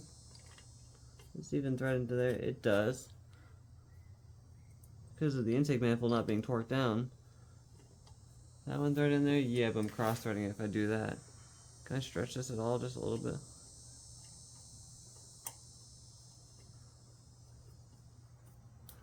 I'm not going to thread that bolt in. I don't want to cross-thread this. And then, still technically missing a bolt. Found a spare bolt. I'm just going to see if it even fits this thread. It does quite nicely, actually. Oh, perfectly, actually. It's like the exact bolts needed. And then this bolt down here fits this hole right there, so I'm just going to connect those 2. That's fine. I'm not even trying to thread this in just because I know it's not going to stretch over and fit right now, so I don't even know where to put that bolt back in the spares compartment, so we're not going to worry about that. Next thing we're going to worry about are all these hoses. I don't know which one goes where, but I do know that they're pretty easy to line up. This one is the only one that fits onto here, and this hose is cracked. I'm going to try my best not to crack it even further.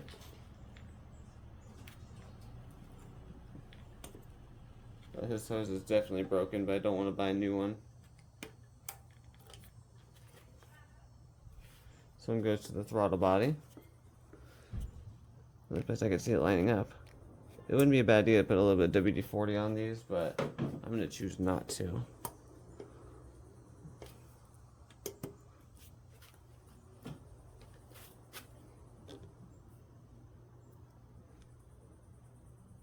Ah, I hate these hose clamps. There we go, there's one. This next one I had to buy from Norcal. I think it goes through under here because it does go into the valve over here.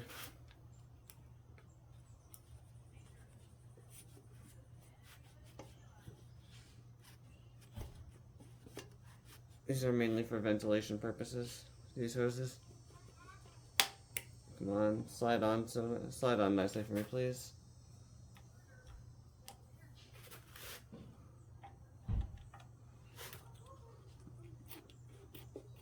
All the way. Or at least as much as you want. No, it's not bad yet. Okay, I'm gonna have to remove this hose. This one's gonna have to go on last, I understand. A lot of this is gonna have to. Ow! Ooh, ow. Hate these old hoses and old hose clamps. That hurt.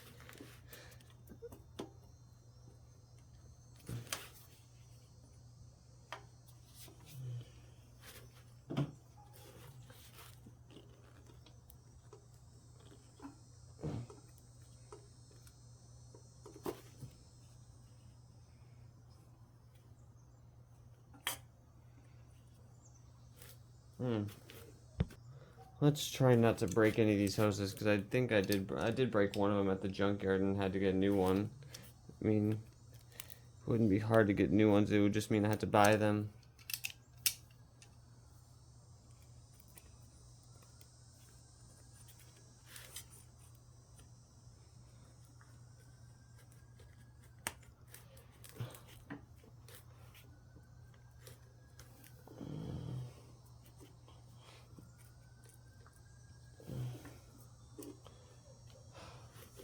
Dang.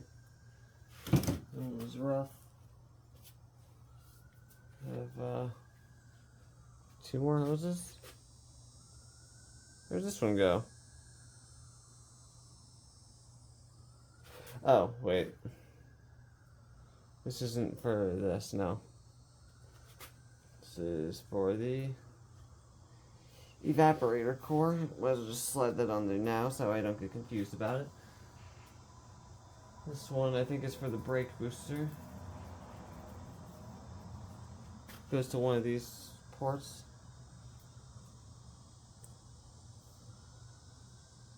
Ew, thing's nasty. Just gonna shove it somewhere for now. I think it attaches to that right there. So what goes to there and there? Just gonna shove this right there for now, just to get everything off the ground, honestly. I don't know if that's correct, but we don't care.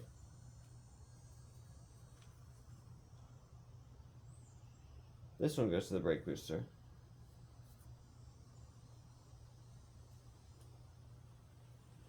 Unless this goes to the other one inside. This next one makes a little more sense. Let me put that bolt down. These 2 matching bolts go to the throttle cable brackets.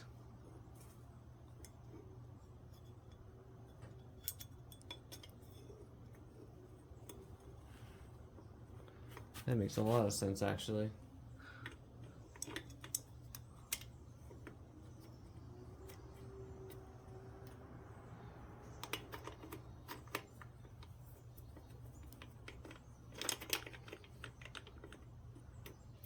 That one goes to the vacuum switching valve from the airbox. I know that. I forget where that one goes. Throttle cable itself gets wrapped around.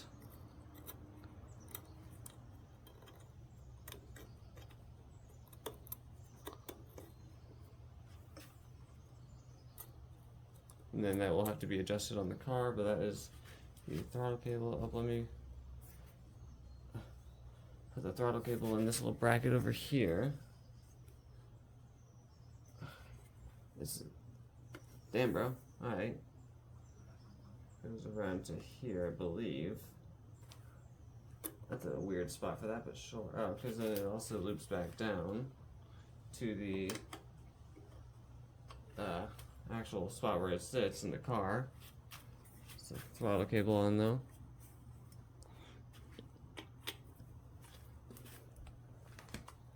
I believe this bolt is an extra, and I don't know where this one came from. But I'm sure it wouldn't be hard to find out eventually. And then this goes onto there. The hose clamp.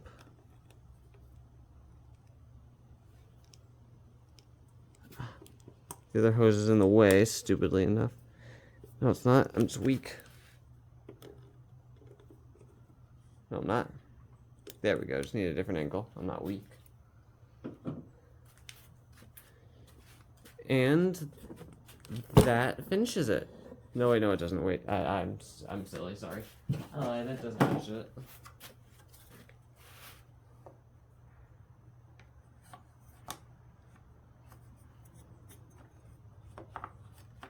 Huh.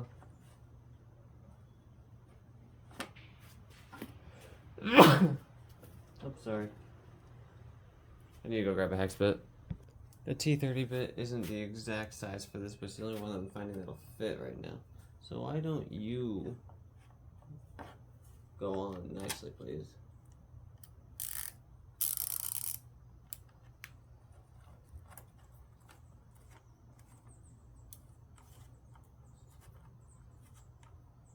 These aren't T30s, but it's the only thing I got that's spinning it, so it'll work.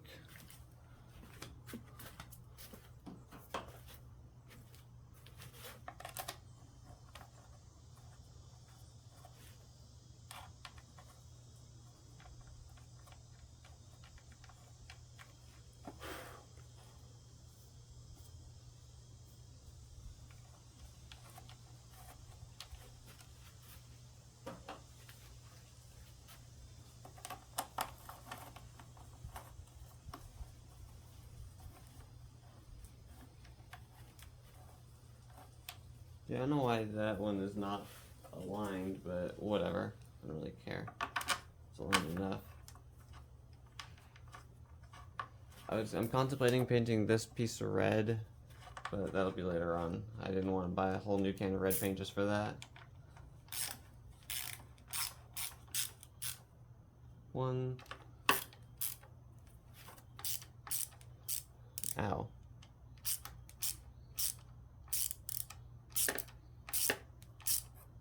2,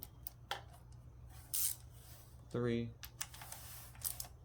4. And I think that's it. I think that's the entire engine. Give it a quick little walk around. Intake manifold and throttle body are not on. There are some hoses that are still not connected. Crankshaft pulley still needs to be torqued down. I don't know where most of the vacuum hoses go.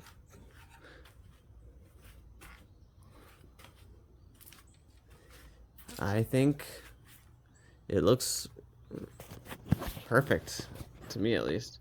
I like it. I like everything about it. It looks so beautiful. It's a completed engine.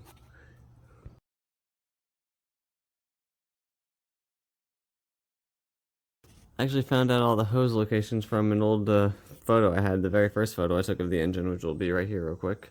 So this one goes to the throttle body, as you know. This one goes to the intake manifold. That goes to the air box with the vacuum switching valve.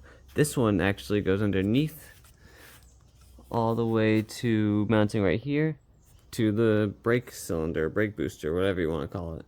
These ones down here, from this hose goes into the idler control valve. From right here goes into this port on the cylinder head. This one goes to the radiator, not radiator, the coolant reservoir. This one goes to the heater core. This one goes to the heater core. And then the one down here that I have to, right there, that also goes to the radiator, not radiator, reservoir as a feed line. That, and then the only one I'm missing is obviously the one that's on the car right now. And this one also goes to the bottom of the air box. That's all the hoses figured out.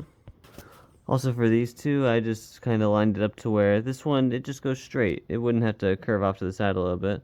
And that's what I'm going to do for these two. If that go to the heater core, I don't know if it'll go left or right, so I'm going to assume that the... Actually, the only difference between this one and the one on the 1ZZ is the angle and the distance. So it'll be pretty dang easy to tell which one plugs into this on the firewall. That should be easy.